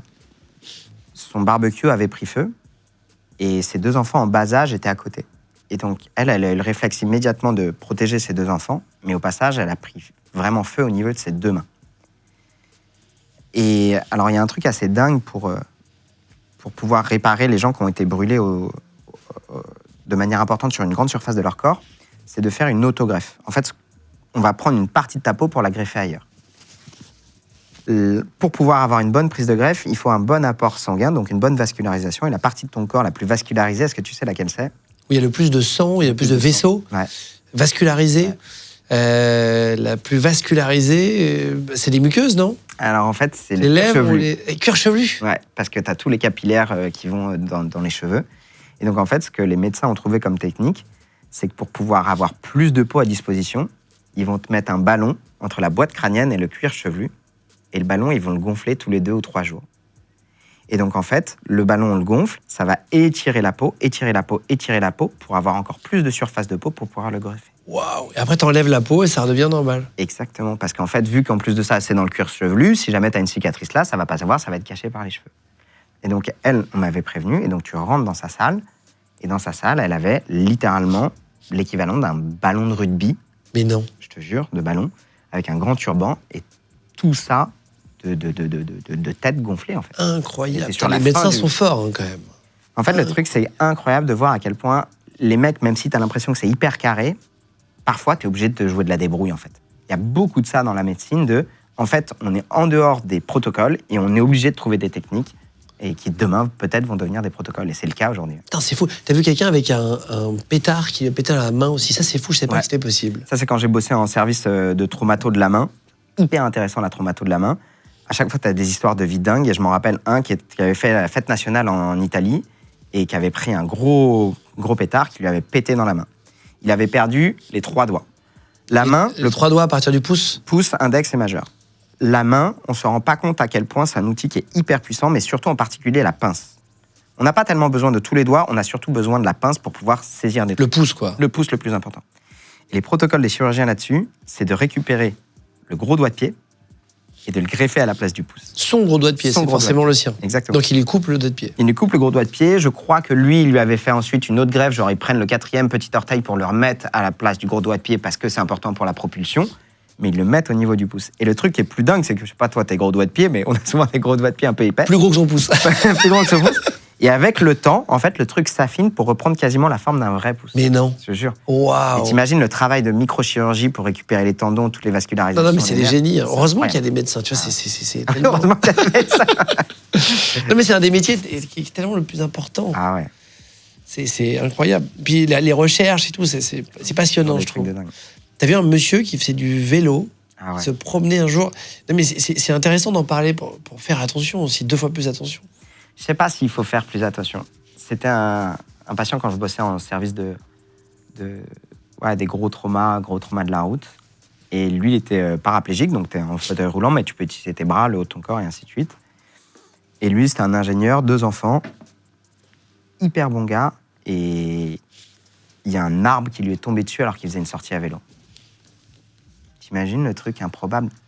Donc quand tu dis qu'il faut faire attention, en vrai, moi, ce que j'ai trouvé dingue dans son histoire, c'est de se dire, en fait, t'as beau faire attention, la vie, elle va toujours te mettre un truc sur ton chemin Ta vie peut basculer tout le temps. en une demi-seconde, quoi. Une chute, un accident de la route, un truc, t'as rien demandé. T'as rien demandé. Et en fait, je crois que c'est ça, parfois, qu'on a tendance à oublier, c'est de se dire, en fait, on n'est que de passage. La vie qu'on a passé parfois des années à construire, pour laquelle on s'est battu, en un claquement de doigts, ça peut s'arrêter ou changer. T'as vu d'autres accidents? Tu vois beaucoup d'accidents bêtes aussi, tu dis. C'est vraiment... Enfin, d'accidents bêtes, il n'y a pas de jugement de valeur, mais tout le monde s'est blessé connement en glissant sur un truc, en sautant. J'ai un copain qui a sauté dans une piscine, moi, devant moi. Il n'a pas vu que c'était le pédiluve. Enfin, il y a une zone pour enfants qui est beaucoup plus basse. Et il a plongé, il s'est ouvert le menton, vraiment. Je ne savais pas que c'était possible. Moi, je te dis, il a eu de la chance, en vrai. Tu vois, dans les trucs bêtes, comme tu dis, c'est des trucs bêtes, parce que c'est pas que la personne est bête, c'est vraiment le truc qui aurait pu être évité. On n'a pas fait attention. On n'a Un pas manque fait gaffe. ouais. Alors, je rassure toujours mes patients de me dire, en fait, j'ai quasiment jamais des patients qui se disent, ouais, je me suis pété les croisés parce que c'était la finale de la Coupe du Monde, on allait prendre le dernier but qui allait sauver le match, et j'ai plongé, j'ai pris le défenseur dans le genou. Non, à chaque fois, c'est que sur des trucs qui étaient pas prévus à la con. Mais dans les trucs où tu te dis, c'est pas prévu, où tu te dis, putain, les conséquences sont graves, c'est les plongeons en eau peu profonde, surtout l'été. Ouais. Ah, tu veux dire sur les falaises, tout ça? Sur les falaises, dans les piscines, dans les trucs. En fait, c'est super simple. Juste le premier qui saute, vraiment, il ne saute pas. Il va directement au lieu où on doit aller. Il prend des lunettes ou s'il n'a pas de lunettes, il va sonder le fond. Et si jamais il a les 2 mains qui dépassent, surtout, il ne faut pas y aller. S'il n'y a pas au moins 2 mètres, en fonction de la hauteur, évidemment, mais ne plongez jamais dans une eau dans laquelle vous n'avez jamais sondé. Il y a des gros blessés avec ça, chaque année. Puis surtout, en fait, l'histoire, elle est toujours dramatique. Moi, j'avais une patiente... je m'en rappellerai toute ma vie parce qu'on avait quasiment le même âge. Pour fêter son bac, il décide de sauter dans la Seine. D'accord? Et c'était un défi. À l'époque où c'était pas encore nettoyé. Exactement, c'était il y a 20 ans. Et son pote et elle, ils sont à côté pour sauter le bac. C'était pas prévu qu'ils aient leur bac, machin, miracle, ils ont tous les deux. Et lui saute, il remonte, c'est génial. Et elle saute, et elle remonte pas. Et en fait, le truc, c'est que dans la scène, t'as des descentes comme ça. Lui, il a sauté sur une descente qui était en pente, et elle, en fait, il y avait des escaliers en dessous. Et la tête, la première, dans les escaliers. Ah là là. Alors, ce qui est dingue, c'est qu'elle, aujourd'hui, elle a refait sa vie, elle a traversé l'Atlantique à la voile, incroyable. Mais tu te dis, c'est pas ce que tu souhaites à 20 ans, tu vois. Et moi, je m'imagine toujours la scène. Tu vois, là, cet été, ça m'est arrivé, j'étais en Vendée, et il y a une digue. Et la digue, tu peux sauter dans l'eau à marée haute, mais quand la mer remonte, ils te disent de ne pas sauter. Et là, j'étais avec mes enfants, et je vois 3 ados qui sont sur le point de sauter. Et eux, je les entends parler, ils ne sautent pas du bout. Eux, leur défi, c'est de se rapprocher le plus de la plage, à faire « Ah, j'ai touché le fond, j'ai pas touché le fond ».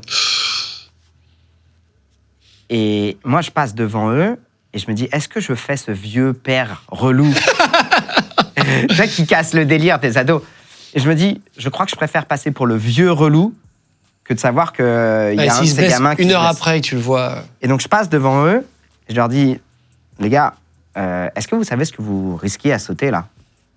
Ils me disent, allez, c'est juste pour déconner et tout. Non, mais est-ce que vous savez ce que vous risquez? Ouais, on va se casser le dos. Et ok, ça fait quoi se casser le dos? On finit en fauteuil roulant, on va faire des backflips et des trucs comme ça, tu sais, parce que parfois ils voient des gens, en effet, qui font des trucs en fauteuil roulant, mais en fait, ils se rendaient pas compte de ce que ça faisait. Donc là, je force un peu le trait et je me dis, si j'étais ado, qu'est-ce qui me ferait le plus tiquer?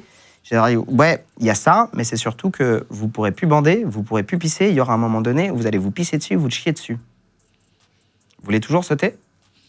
Alors, c'est pas tout à fait vrai parce que j'extrapole le truc, mais il y a en effet des paras qui arrivent toujours à retrouver une érection et on retrouve une vie sexuelle épanouie, y compris quand on est para. Mais là, ce que je voulais, c'était les choquer. Et sur les 3, il y en a 2 qui n'ont pas sauté et un seul qui a sauté. Et il y en a qui s'est dit, j'y vais quand même. J'y vais quand même. Et ce qui était drôle, tu vois, c'est qu'à quel point, quand t'es ado, tu peux être un peu matrixé par l'effet de groupe, c'est que quand ils reviennent vers moi, je les recroise à la plage et je dis aux 2 qui n'ont pas sauté, je leur dis, franchement, bien joué. Et eux, ils pensaient que c'était ironique quand je leur dis bien joué. Ils me disent non, mais monsieur, on n'a pas sauté. Je dis ouais, c'est pour ça que je vous dis bien joué. Parce que vous avez décidé d'écouter un peu la raison et de ne pas faire comme votre pote qui est un peu couillon. Comment vivre, du coup, comment on peut rester jeune le plus longtemps possible? Comment on peut vieillir en bonne santé? C'est le sujet de ton livre. Ouais. Qu'est-ce que tu donnes comme type de conseils à l'intérieur? L'idée, c'est de se dire on a notre âge biologique. Toi, tu as 39 ans. Moi, j'ai 37. Ça, on ne peut pas le changer, en fait.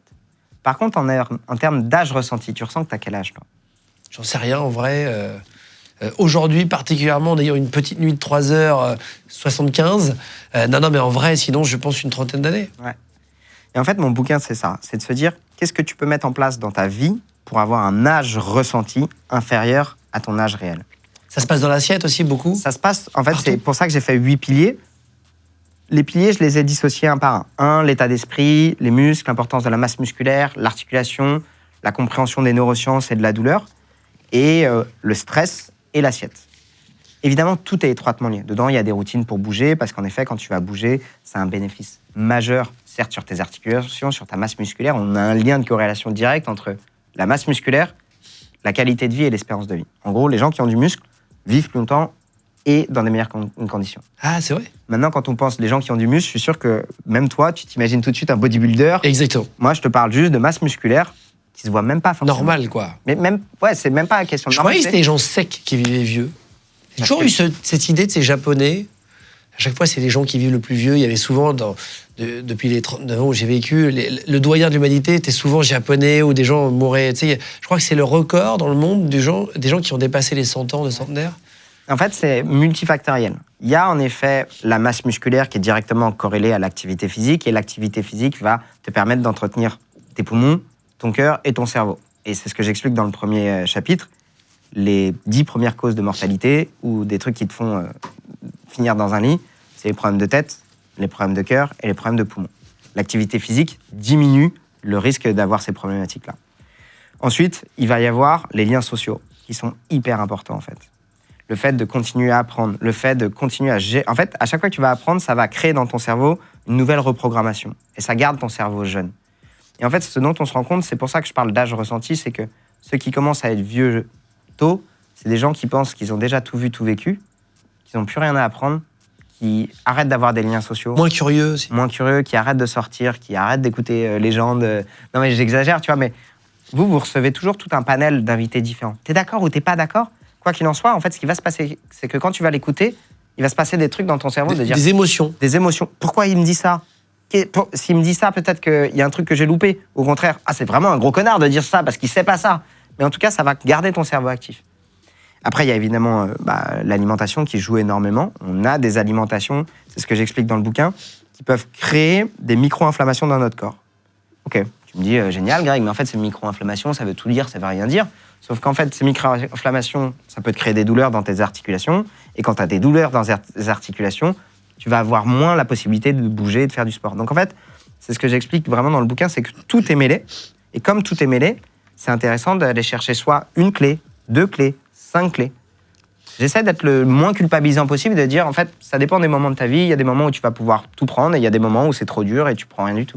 On te voit là en photo en train de faire du ping-pong, en train de faire du sport. C'est beaucoup de temps de prépa, un livre comme ça. Toutes les photos, c'est toi dessus. Ouais, c'est surtout l'écriture qui prend beaucoup de temps. C'est quasiment 1 an et demi d'écriture. Sachant que moi, quand je commence à écrire, ça fait déjà, je pense, 6 mois, 9 mois que j'ai le bouquin dans la tête. Les photos, c'est la concrétisation. Quand tu arrives aux photos, c'est que le bouquin, c'est fini, quoi. Ouais, c'est déjà quasiment fini. C'est t'illustres pour la fin. Exactement. Pour parler de ping-pong et d'autres sports. Ouais, ça fait marrer le ping-pong. Ça me fait marrer. On a reçu les frères Lebrun qui sont très forts, tu sais, les deux Ils sont champions très olympiques. forts. 5e mondial. Ils sont là et tu vas faire un double set. Un 21-0, un 11-0. Non, petite question. Alors, c'est pas très machin, mais je vais te poser des questions, je vais te citer des sports. Ouais. Tu vas me dire si tu penses, toi, c'est ton opinion personnelle. Tous les sports sont bons pour le cœur, j'imagine. Ça fait du bien à la tête. Tu le disais tout à l'heure dans comment rester vieux, enfin comment rester jeune plus longtemps et mieux vieillir. C'est ce que j'allais te demander. Si tu m'autorises à faire un disclaimer en mode, c'est une ratio bénéfice-risque. Bien sûr, on peut toujours se blesser, mais en fait, vous ne pouvez pas vous tromper à faire du sport, c'est très bon pour le cœur, et ainsi de suite. Si tu m'autorises à dire ça, on peut répondre à ta question. Voilà, c'est exactement, c'est pour comprendre, parce qu'il y a des sports plus dangereux que d'autres. Oui. C'est un fait. Le ping-pong, par exemple. Mais le ping-pong, je ne savais pas, c'est vachement dans les jambes. Oui. C'est ce que nous expliquaient les Lebrun, ils se musclent à mort les jambes. De ouf. Et beaucoup moins les bras pour aller vite. Ouais. C'est marrant, hein, c'est quoi le meilleur sport pour le corps? Et après, je vais t'en énumérer, mais d'après toi, le meilleur sport, c'est quoi? C'est pas d'après moi, c'est d'après les études scientifiques, c'est le yoga. Alors, on pourrait penser que c'est parce que ça rend le corps souple, ça le fait très bien. On pourrait penser parce que ça fait bien respirer, et ça le fait très bien. En fait, on pense que le yoga est l'un des meilleurs sports pour 2 raisons. Un, pour sa version spirituelle. On se rend compte que, mine de rien, quand on s'élève un peu l'esprit, ça ne nous fait pas tout à fait de mal. Et c'est surtout parce qu'il y a un très haut niveau d'adhésion. En fait, quand on connaît tous les bénéfices du sport pour ce qu'on a évoqué, ce qui est hyper intéressant, c'est de se dire, pour 100 personnes qui commencent au début de l'année, il y en a combien qui finissent au bout d'1 an? Et le sport, le yoga, au-delà de tout ce que je t'ai dit, c'est le sport qui a le plus haut niveau d'adhésion. C'est intéressant. Je vais te citer des sports. Le foot, est-ce que c'est bon pour le corps ou est-ce que c'est mauvais pour... C'est très bien le foot. C'est très très bien le foot. Il y a un très haut niveau social dans le foot. Franchement, c'est fun, c'est marrant. Tu peux en faire partout. Je mets un petit disclaimer parce que c'est le patient typique. Celui qui, quand il joue au foot, il n'a jamais percé, mais dans sa tête, le mec, il joue la finale de la Ligue des Champions. Et lui, il finit à 40-50 ans. Et en effet, il a du mal à marcher, mais le gars est tellement fan de foot. Donc à lui, mon meilleur conseil, c'est pas parce que tu t'es pas étiré, c'est pas parce que tu t'es pas hyper bien échauffé, mais c'est juste, essaie de gérer l'intensité des matchs, de pas tout donner à chaque match. Parce que t'as pas forcément l'hygiène de vie d'un sportif de haut niveau, c'est normal, t'as une vie à côté et ainsi de suite, mais peut-être fais un peu de préparation physique à côté, ça se ferait bien, tu peux pas te tromper à faire des squats, tu peux pas te tromper à faire du nordic hamstring pour protéger les ischios, et peut-être lève un peu le pied. Est-ce que tu as des sportifs de haut niveau, pas forcément connus, mais des sportifs professionnels qui viennent te voir? Pas tant. Plutôt dans le cercle amical, parce que le fait est que grâce à mes vidéos, il y en a que j'ai appris à connaître. Mais au cabinet, pas tant, parce que souvent, les sportifs pros, ils ont tout leur staff autour. Est-ce qu'il y a c'est quoi le pire sport pour toi, vraiment, qui abîme fort le corps? Où tu te dis, là, c'est quand même chaud pour vieillir en bonne santé? Alors, tu sais d'où je tiens ma réponse? Des compagnies d'assurance. En fait, en fonction, quand tu prends des licences, plus il y a un risque élevé de te blesser, plus la licence est forte. Je peux faire une propale? Ouais, vas-y. Moi, j'aurais dit le ski. Ouais, le ski est assez blesseur parce qu'en fait, le ski, tu te fais vite mal fort. Tu vois, tu vas vite. Ouais, si tu fais une chute, Ouais. En fait, quand tu te blesses fort. ouais. Le ski, t'as peu d'entre-deux. Non, le plus élevé, ça va te paraître logique quand je vais le dire, c'est le base jump. Ah oui, non, mais Tu là. vois, sur 100 personnes qui commencent le début de l'année au base jump, t'en as moins qui finissent l'année. Le base jump, c'est quand quelqu'un saute, en fait, mais pas d'un avion. C'est-à-dire, par exemple, d'un pont, voilà, d'un viaduc. Tu te jettes dans le vide avec ton parachute et tout au dernier moment. C'est très risqué parce que parfois, ils attendent le dernier moment pour ouvrir, quoi. Pour avoir des sensations. Et non, t'as pas de parachute. Mais tu tombes comment, du coup? Alors peut-être qu'ils ouvrent leur parachute à la fin. Je suis désolé pour tous les base jumpers. Si, pour moi, qui c'est nous du. regardent. Et au dernier moment, ils ont un parachute très basse altitude. Ah je crois si, que c'est ça. si, t'as raison. T'as raison. Et donc, moi, j'ai jamais Sinon, eu de ils finissent jamais lâchés. donc moi, j'ai jamais eu de passion base jumper, mais juste quand on regarde les sports, c'est base jump, l'alpinisme et le ski. Ah oui. Les 3 sports qui génèrent le plus de blessures. Le tennis. Ouais, c'est très bon pour le corps. Moins pour le style vestimentaire. Il y a quand même. C'est vrai, t'aimes pas? Tu les vois, ces mecs qui arrivent toujours en soirée en tenue de tennis. Tu vois, je sais pas, moi, ouais. Non, en fait, faut être tennisman professionnel. C'est-à-dire qu'ils ont des cuisses, vraiment des mollets épais, quoi. Ouais. Ça. On est sur 2 sujets. Moi, je te parle des fringues, toi, tu me parles du corps. C'est vrai. Si tu veux. Non, mais je trouve que les muscles, ça change ta position du corps. Oui. Si t'es musclé, t'as pas la même position. Ouais. C'est vrai, hein? Ben oui, c'est vrai. Toi, tu fais beaucoup de sport? Moi, je fais du sport, allez, je dirais 2 à 3 fois par semaine. Est-ce que le MMA, c'est très dangereux pour le corps? Alors, le MMA à l'UFC, ouais, c'est très dangereux pour le corps. Je pense qu'on se rend pas compte la violence de l'impact que les mecs se mettent. Vraiment, je pense qu'on s'en rend pas compte. Tu prends un coup de poing, même à 60% de Cyril Gane, il te tue, en fait. Je pense que tu prends un coup de pied dans le ventre de Benoît Saint-Denis, il te tue. Et les mecs, ils arrivent à s'en prendre 50 dans un combat. Je pense qu'on ne se rend pas compte à quel point ceux qui rentrent dans la cage, c'est des machines de guerre. Maintenant, au niveau amateur, moi, je fais du jiu-jitsu brésilien. J'ai pas les coups, mais quand c'est bien encadré et c'est une discipline qui est en pleine essence et il y a des super bons profs en France, bien sûr que tu peux te blesser, mais globalement, c'est un très bon sport. Est-ce que l'équitation, ça c'est une question qui se posait sur Google, j'ai vu, est-ce que c'est pas très mauvais pour le dos? Qu'est-ce que tu en penses? Ah non, c'est pas mauvais pour le dos. Malheureusement, les chutes en équitation peuvent être problématiques. Et en fait, le truc, c'est que j'en avais parlé avec des patientes qui ont eu des chutes en équitation. L'équitation, apparemment, c'est vraiment un sport où quand tu rentres dedans, c'est vite une passion. Sur tout. Sur le cheval, sur l'univers, sur le fait d'être dehors. Et ça, c'est vraiment trop bien. Moi, j'aimerais qu'il y ait des petits protocoles pour apprendre à tomber. Je sais que ce n'est pas le cas dans toutes les écoles. Et pour renforcer les cervicales en cas de chute. Et pour avoir des vrais protocoles, comme on l'a au rugby, après une chute sur les cervicales. Je sais que je suis un peu chiant dans ma réponse, mais une chute sur les cervicales, c'est jamais anodin. Le golf? Est-ce que tu as des mecs qui se bloquent le dos au golf? Oui, il y a des mecs le qui fait de se bloquent le dos. tourner En fait, comme ça. On pourrait penser que le golf, sur le geste sportif, c'est vraiment un truc un peu léger. En fait, c'est quand même beaucoup de force et sur des mouvements où tu envoies vraiment de la patate. Donc, comme n'importe quel mouvement, si tu le fais trop vite, trop fort, alors que tu n'es pas entraîné à l'encaisser aussi vite, aussi fort, tu peux te faire mal. Un dernier sport, la natation, j'ai toujours entendu que c'était extrêmement bon pour le corps. Qu'est-ce que t'en penses, toi? Alors, c'est ce qu'on a véhiculé pendant longtemps en disant c'est génial parce qu'on ne met pas de poids sur les articulations, on est dans l'eau qui soulage sur les articulations. Alors, moi, je veux bien, mais c'est des données qui ont été quand même pas mal réévaluées. Je te donne un truc qui est hyper marrant. On a longtemps pensé que, par exemple, pour les disques intervertébraux, tu sais, les structures dans le bas du dos, que quand on se penchait en avant, ça allait mettre 300% de pression sur le disque. OK ? En gros, et c'est pour ça qu'on a dit, il ne faut surtout pas mettre du poids sur le dos, parce que si vous mettez 1 kg, là, je suis debout, je mets 1 kg dans ma tasse, là, je mets 100%, donc 100 kg sur mon dos. Si jamais je me penche en avant, je mets 300 kg sur le dos. Et du coup, il ne faut pas porter, il ne faut pas se pencher en avant, et surtout, il ne faut pas apporter de poids. Sauf qu'en fait, ces études, elles ont été menées dans les années 70, et je ne sais pas si tu te rappelles, les années 70, on ne l'a pas connu. Non, on n'a pas connu, non. Peut-être qu'on envoyait des mecs sur la Lune, mais on n'avait pas Ce le que j'allais dire, c'est les années 60. Ouais, on n'avait pas le Bluetooth, on n'avait pas le Wi-Fi. Après, est-ce qu'on a marché sur la Lune et est-ce que la Terre est ronde? J'ai C'est vu ça. ta dernière vidéo. Je crois que pensais que c'est dans c'est ta une dernière petite vidéo, ce qui m'a fait le plus rire, c'est les commentaires. Attends, il y en a un qui m'a fait tellement rire.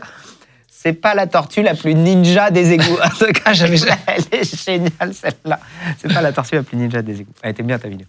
Merci. On embrasse Mike qui a eu la gentillesse de venir.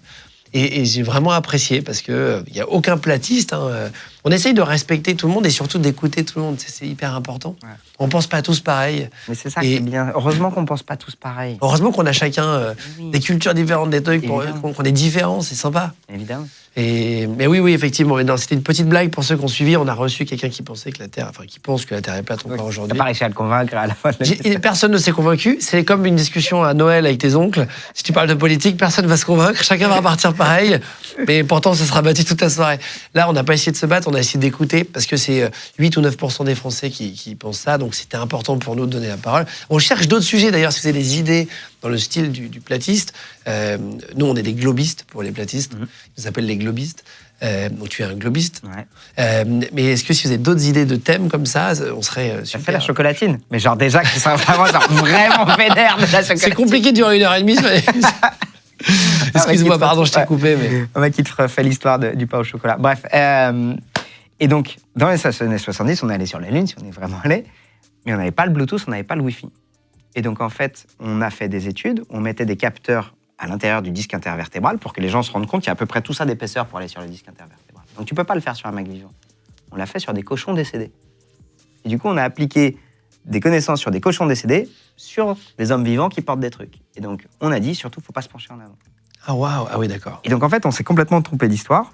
Et donc, pour répondre à ta question, sur la natation, pas plus, pas moins que n'importe quel autre sport. Par contre, ce qui est sûr, c'est que porter du poids, c'est très bon pour vos articulations, une fois plus, si vous êtes progressif. Est-ce que tu as déjà, grâce à ton savoir, à tes connaissances médicales, est-ce que tu as déjà pu aider quelqu'un dans la rue, en dehors de ton cabinet, vraiment, tu vois, de manière inopinée, tu tombes sur quelqu'un, quelque chose qui se passe et tu sais l'aider?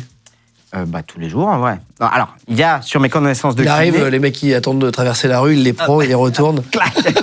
Non, en vrai, tous les jours, en tant que kiné, t'imagines bien qu'il y a toujours des gens qui me disent « Ah, en fait, j'ai mal là, j'ai mal ceci, j'ai mal... » Donc ça, je le fais tous les jours. Ça m'est arrivé, par contre, pas tellement sur mes connaissances de kiné, mais on est formé aussi au premier secours, parce que si jamais il y a une merde. Et c'était il y a 7-8 ans.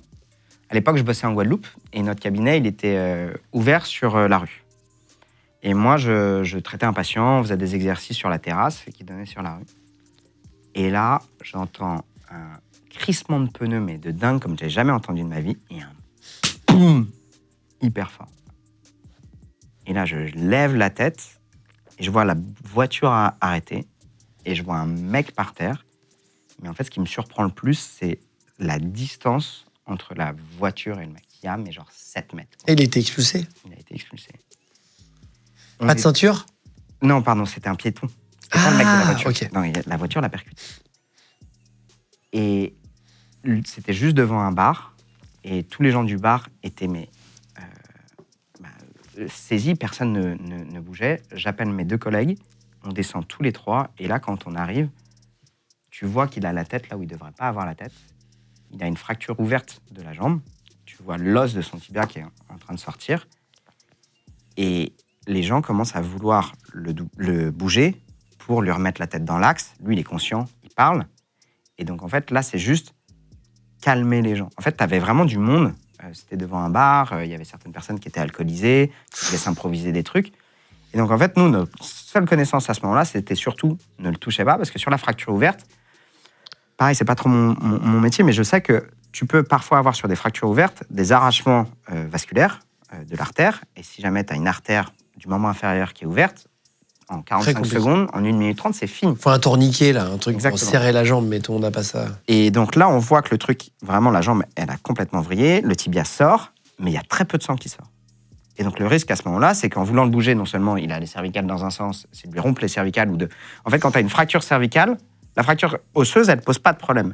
C'est que littéralement, tu as un canal derrière qui contient tous les nerfs. Et si jamais tu as un morceau de fracture qui se déplace au moment où tu veux le remettre dans l'axe, qui va venir comprimer la moelle, ça peut le tuer. Waouh! Soit ça peut le tuer parce que ça comprime les nerfs qui font le diaphragme et donc la respiration, soit ça peut le rendre tétraplégique. Donc il ne faut surtout pas le bouger. C'est pour ça qu'on met les colliers cervicales, qu'il y a des manœuvres de retournement qui sont faites par les pompiers, par les médecins urgentistes, et ainsi de suite.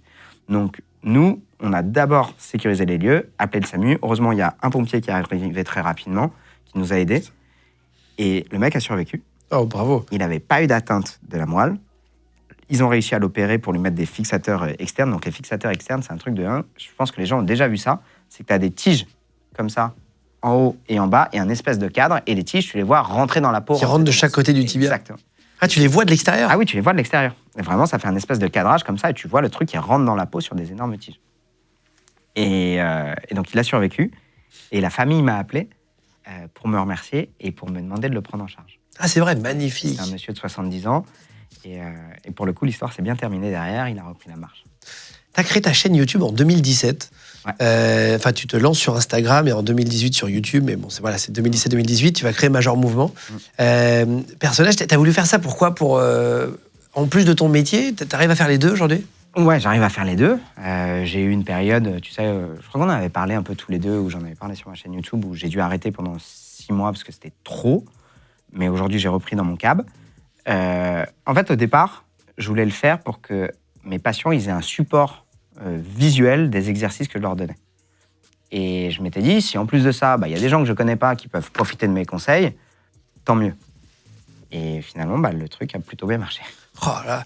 Et tu dis, ça te faisait trop de boulot parce que gérer un livre, tu disais que c'était 1 an et demi d'écriture, plus ton cabinet aujourd'hui. T'es sur Paris, t'es où toi? Je suis dans le sud de la France. Dans le sud, t'es où? Tu dis pas... J'essaye de pas dire parce que pour les raisons que j'avais évoquées, ce qui m'a poussé à l'arrêt, c'est qu'il y avait beaucoup de gens qui venaient me voir, mais pas tout à fait pour les mêmes raisons, pour les bonnes raisons. Ah waouh, ok. J'essaie de protéger ça. Mais du coup, t'as un faux nom sur ton cabinet? Non, c'est mon vrai nom, c'est juste pas Major Mouvement. Waouh, ok. Ouais. Et ça a fait trop et t'as fait une pause de 6 mois? Ouais, parce que, en fait, ce qui avait de difficile, c'est que j'avais beaucoup de gens qui venaient me voir, mais pas pour les bonnes raisons. Et le plus dur, c'était les gens qui venaient me voir, qui se disaient, tiens, le mec, il a l'air de bien parler, il a l'air de bien maîtriser son sujet, ça doit être la solution à mon problème. Ils venaient me voir pour des trucs qui sont complètement en dehors de mon champ de compétences.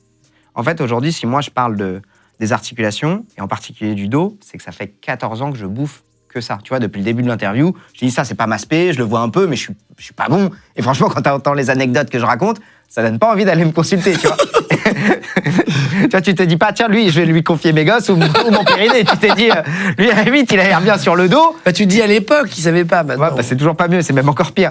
Mais donc aujourd'hui, moi, le dos, si je me considère aujourd'hui comme spécialiste dans le dos, c'est que je vois et je bouffe que ça. Donc si on me demande une pathologie génétique, si on me demande un cancer en phase terminale, non. Et en fait, j'avais des gens qui venaient me voir avec que des maladies que je ne connaissais pas, que des maladies qui ne sont même pas dans le champ de compétences de la kiné. Et je passais ma journée à passer des coups de fil pour dire est-ce que lui tu peux le prendre, est-ce que lui tu peux le prendre, à essayer de gérer des gens qui avaient un niveau d'attente. Et moi, à la fin de la journée, j'avais l'impression d'être une énorme merde en fait. Oh là là. Et alors j'ai dit aussi dans le profil des gens, c'est qu'il y en avait qui venaient me voir seulement pour avoir des selfies. Et ils me disent ça c'est chiant. Oui, c'est chiant, mais en vrai, c'est 1000 fois plus facile de gérer un mec qui dit salut, est-ce qu'on peut avoir un selfie, qu'un dit bon écoutez, je vais mourir dans 3 mois, je pense que vous pouvez me sauver. Et en vrai, ça c'est dur à gérer. Ah oui, psychologiquement. Alors, est-ce que tu es d'accord pour terminer l'émission, qu'on fasse rentrer 4 personnes que je ne connais pas, vraiment on en a proposé ça sur Instagram, de venir sur le plateau, et tu vas essayer de deviner leur sport. Ils font un sport chacun, pas forcément de manière professionnelle, mais en tout cas de façon plus appuyée. Et en les regardant, peut-être tu me disais, en touchant parfois un muscle, savoir s'il est très musclé du biceps, ça peut être un sport ou quoi, et essayer de deviner les sports. Ok. T'es d'accord pour ça? Carrément, Allez, ça va être marrant. on va enlever les sièges, la table, on va se mettre debout et puis on va demander à la première personne de rentrer. C'est parti. Alors, on va faire rentrer en premier Youssouf. Si tu veux bien rentrer, Youssouf, tu vas te mettre au milieu de nous deux.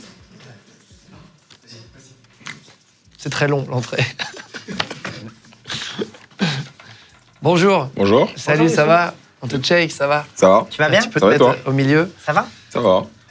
Youssouf qui fait du sport, tu fais, sans dire lequel évidemment, Ok. tu fais à haut niveau, à moyen niveau? À moyen niveau. À moyen niveau. Ça va? Ça va. Tu passes une bonne journée? Ouais, et toi? Ouais, très bien. C'est ok si je touche un peu ton corps ou pas? Ouais, bien sûr. Ok. Faut pas se laisser piéger par la taille. Si on voit la taille, on pourrait tout de suite penser basket et volley. Moi, ce qui m'intéresse, c'est la taille. Je peux ou pas, Youssouf? Oui. Lever le pantalon. C'est la taille des mollets.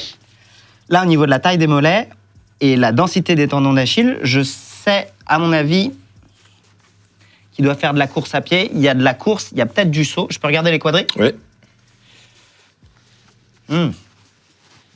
Plutôt du saut membrinf. Comme il est très grand, est-ce que je peux te demander de faire un pas en avant et de te pencher en arrière? Là, je vais regarder si jamais il fait de l'athlé et si jamais il fait du saut. Vas-y. Il est quand même très souple en arrière, mais pas assez souple pour faire du saut en faiserie. Je peux te demander un truc, tu peux me faire un saut bien haut. Ça saute moins haut que ce que je pensais. Penche-toi en avant. C'est comme ça que tu te penches en avant habituellement ou pas? Je sais pas, j'ai fait comme t'as dit. Ok. Là, normalement, s'il avait été un sport avec une bonne proprioception, une bonne capacité de bouger, il aurait plutôt enroulé. Là, le fait qu'il soit jambes tendues et dos droit. Je peux aller Plus au raide. maximum. Il est plutôt raide, là, tu dis, Il est ouais. plutôt raide.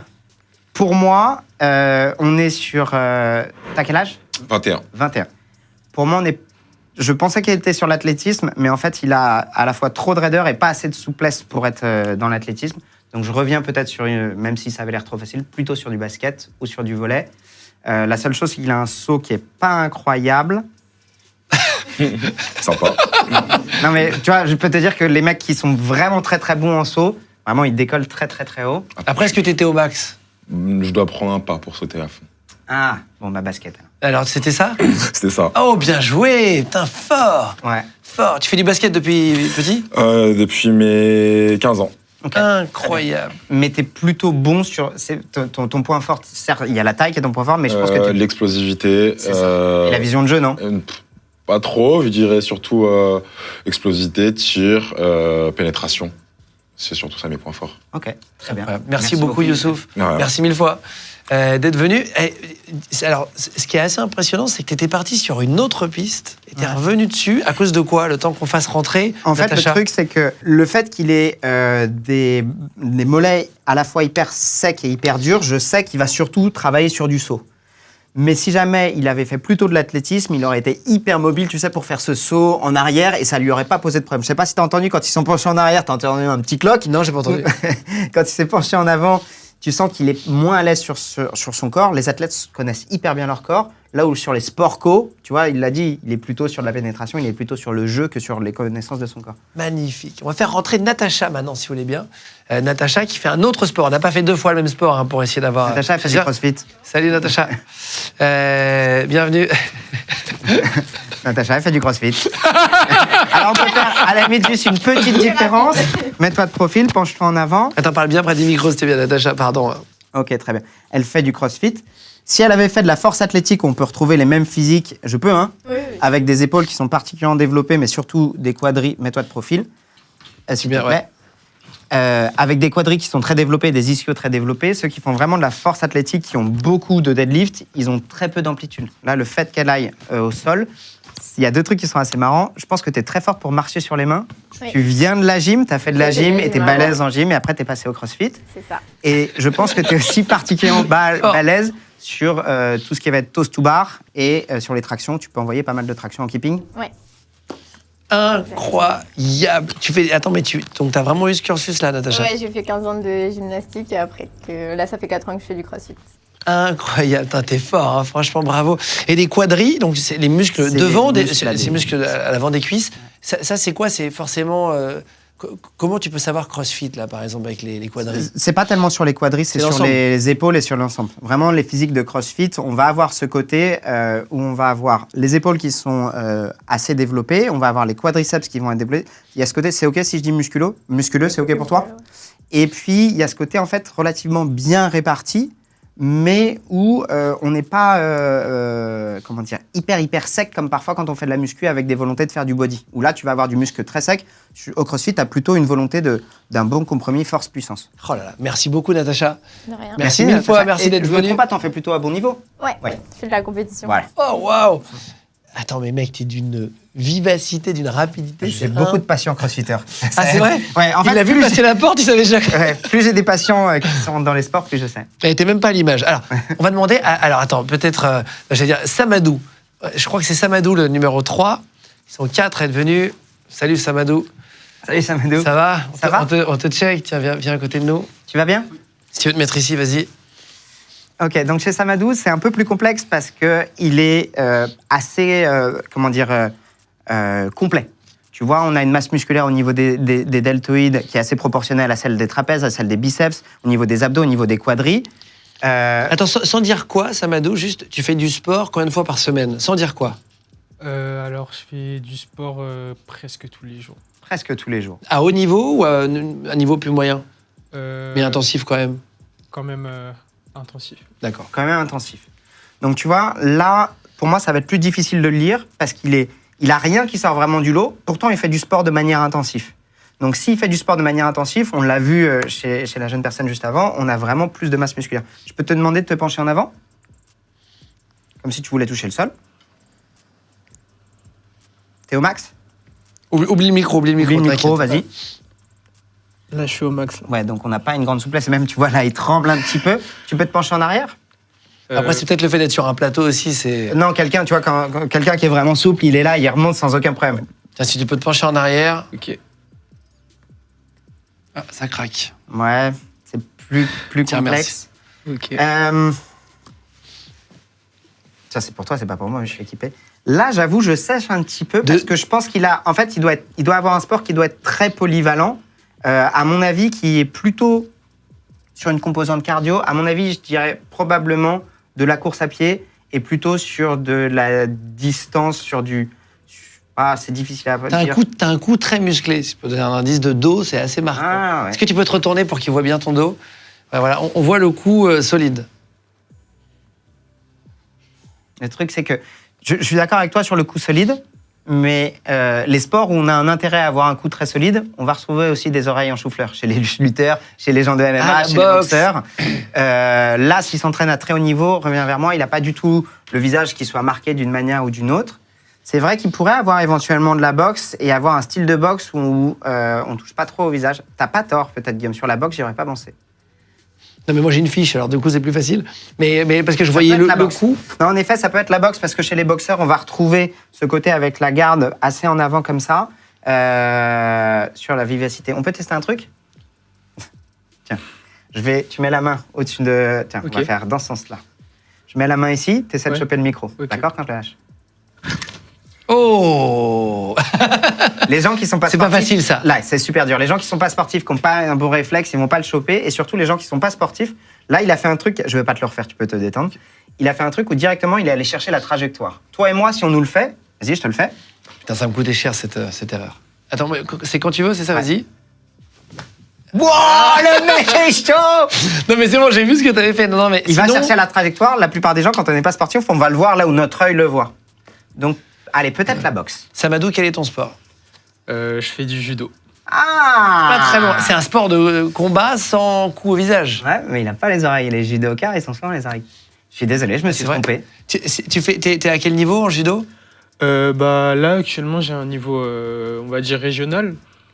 Et ouais, j'en pratique régulièrement et j'ai vraiment pour objectif de faire de la compétition. Donc, voilà. T'es ceinture quoi? Je suis ceinture noire. Ok, merci Samadou, merci beaucoup. Samadou. Je me suis trompé. Merci beaucoup. Merci désolé. beaucoup. Merci d'être venu. Merci. Alors, dernière personne, si tu veux bien, pour terminer. C'est impressionnant en tout cas, hein, comment tu fais. En fait, tu fais une déduction Ouais. au fur et à mesure, en regardant la partie du corps. On y va pour... T'inquiète, j'ai le micro. On fait rentrer Éline, si tu veux bien. Louis, qui gère. Bonjour Éline, Bonjour Eline. on te check. Bienvenue. Salut, ça va? Je te donne le Ça micro. va, merci. Alors, tu fais un sport, sans dire lequel, à quel niveau? C'est un niveau professionnel? Ouais, niveau professionnel. Niveau C'est professionnel. mon métier. C'est ton métier? Ouais. Ok, très bien. Là, de ce que je vois de Eline, c'est qu'on a une masse musculaire qui est assez développée, en particulier au niveau des quadris. On a un récurvatum de genou. Pareil, quand elle a amené le bras derrière, le bras elle est assez loin derrière, donc elle a une bonne souplesse de base. Est-ce qu'elle est née comme ça ou est-ce que ça l'a développé dans son sport ou est-ce que ça a été un avantage dans son sport? J'aurais dit directement yoga ou pilates, mais tu lui as posé la question, est-ce qu'elle fait du sport professionnel? Il n'y a pas de compétition de yoga ou de pilates. J'aurais éventuellement pensé à de la pole dance, mais il n'y a pareil, pas de compétition de pole dance. Et chez pole danceuses, on va retrouver des bleus à l'intérieur des bras et des aisselles. Est-ce que je peux te regarder un petit peu bouger? Bien sûr. Tu peux te pencher en avant, s'il te plaît? Tiens, oublie le micro. Fais comme s'il n'y avait pas le micro. Voilà. T'inquiète. Voilà. Donc, Ah tu ouais, vois, ouais, tu ouais. comprends. C'est très souple. Tu comprends quand je te Par parle de rapport souplesse? aux garçons d'avant. Exactement, et surtout, le dos. il n'y a aucune appréhension pour y aller. Tu peux te pencher en arrière, s'il te plaît? Attends, tiens, Ouais, si fais tu veux gaffe. te mettre de côté. Voilà, comme ça, il te retient si jamais il y a besoin. Ah Ok, oui, très d'accord. bien. Là-dedans, ça fait rentrer du coup tous les sports où c'est un avantage d'être souple et où il y a de la compétition. La gymnastique, elle aurait eu une masse musculaire un peu plus développée, notamment en haut. Ça pourrait être éventuellement de la gym synchro, du plongeon. Là, je serais incapable de faire la différence. Mais le fait qu'elle ait des cuisses particulièrement développées, ouais, ça peut être de la natte synchro. Ça peut être du plongeon. Il n'y a pas de piège, on n'est pas allé chercher voilà, sports c'est très assez simple. compliqués. Ouais. La gym, alors? Quel est ton métier, Eline? Je suis danseuse. Ah, putain, mais je suis con. Je suis débile. Je te jure, j'y ai même pas pensé. Bah oui, évidemment. C'est vrai que maintenant qu'on le sait, qu'on te voit et t'as une souplesse, tu es danseuse où? Je suis danseuse à Paris en freelance. D'accord, ok. Merci beaucoup d'être venu. Merci à vous. beaucoup. Merci Eline, impressionnant. Ah oui, il y a une différence de souplesse, Ouais. c'est impressionnant. Allez, pour te dire au revoir, merci en tout cas à vous tous d'avoir regardé l'émission. Je vous mets le lien cliquable si vous voulez chercher le livre. C'est Major Mouvement, le nom de Grégoire, le nom d'artiste, de kiné. Je vous mets le lien si vous voulez donc le commander. Le livre, c'est chez Marabout. Il s'appelle 8 piliers pour rester jeune le plus longtemps possible. Je vous mets aussi le lien de la chaîne si vous voulez aller le suivre sur YouTube, si vous voulez le suivre sur Instagram. Je vous mettrai tous les liens de ses réseaux pour le suivre au maximum. Merci en tout cas à tous ceux qui ont préparé l'émission, à toute l'équipe qui ont joué le jeu, qui ont lu le livre, qui ont préparé tout ça, les happenings, tous ceux qui sont venus, tous les sportifs qui ont accepté de venir nous aider. Merci à vous tous de regarder tous les mercredis, vendredis et dimanches les émissions. Puis merci à toi d'être venu jusqu'à nous. Merci beaucoup. C'était vraiment cool. Trop cool. Super émission et t'as partagé vraiment plein d'anecdotes qu'on n'avait jamais entendues. Donc merci mille fois. Grosse bise à tous et on se retrouve à la prochaine vidéo. Ciao tout le monde. Salut.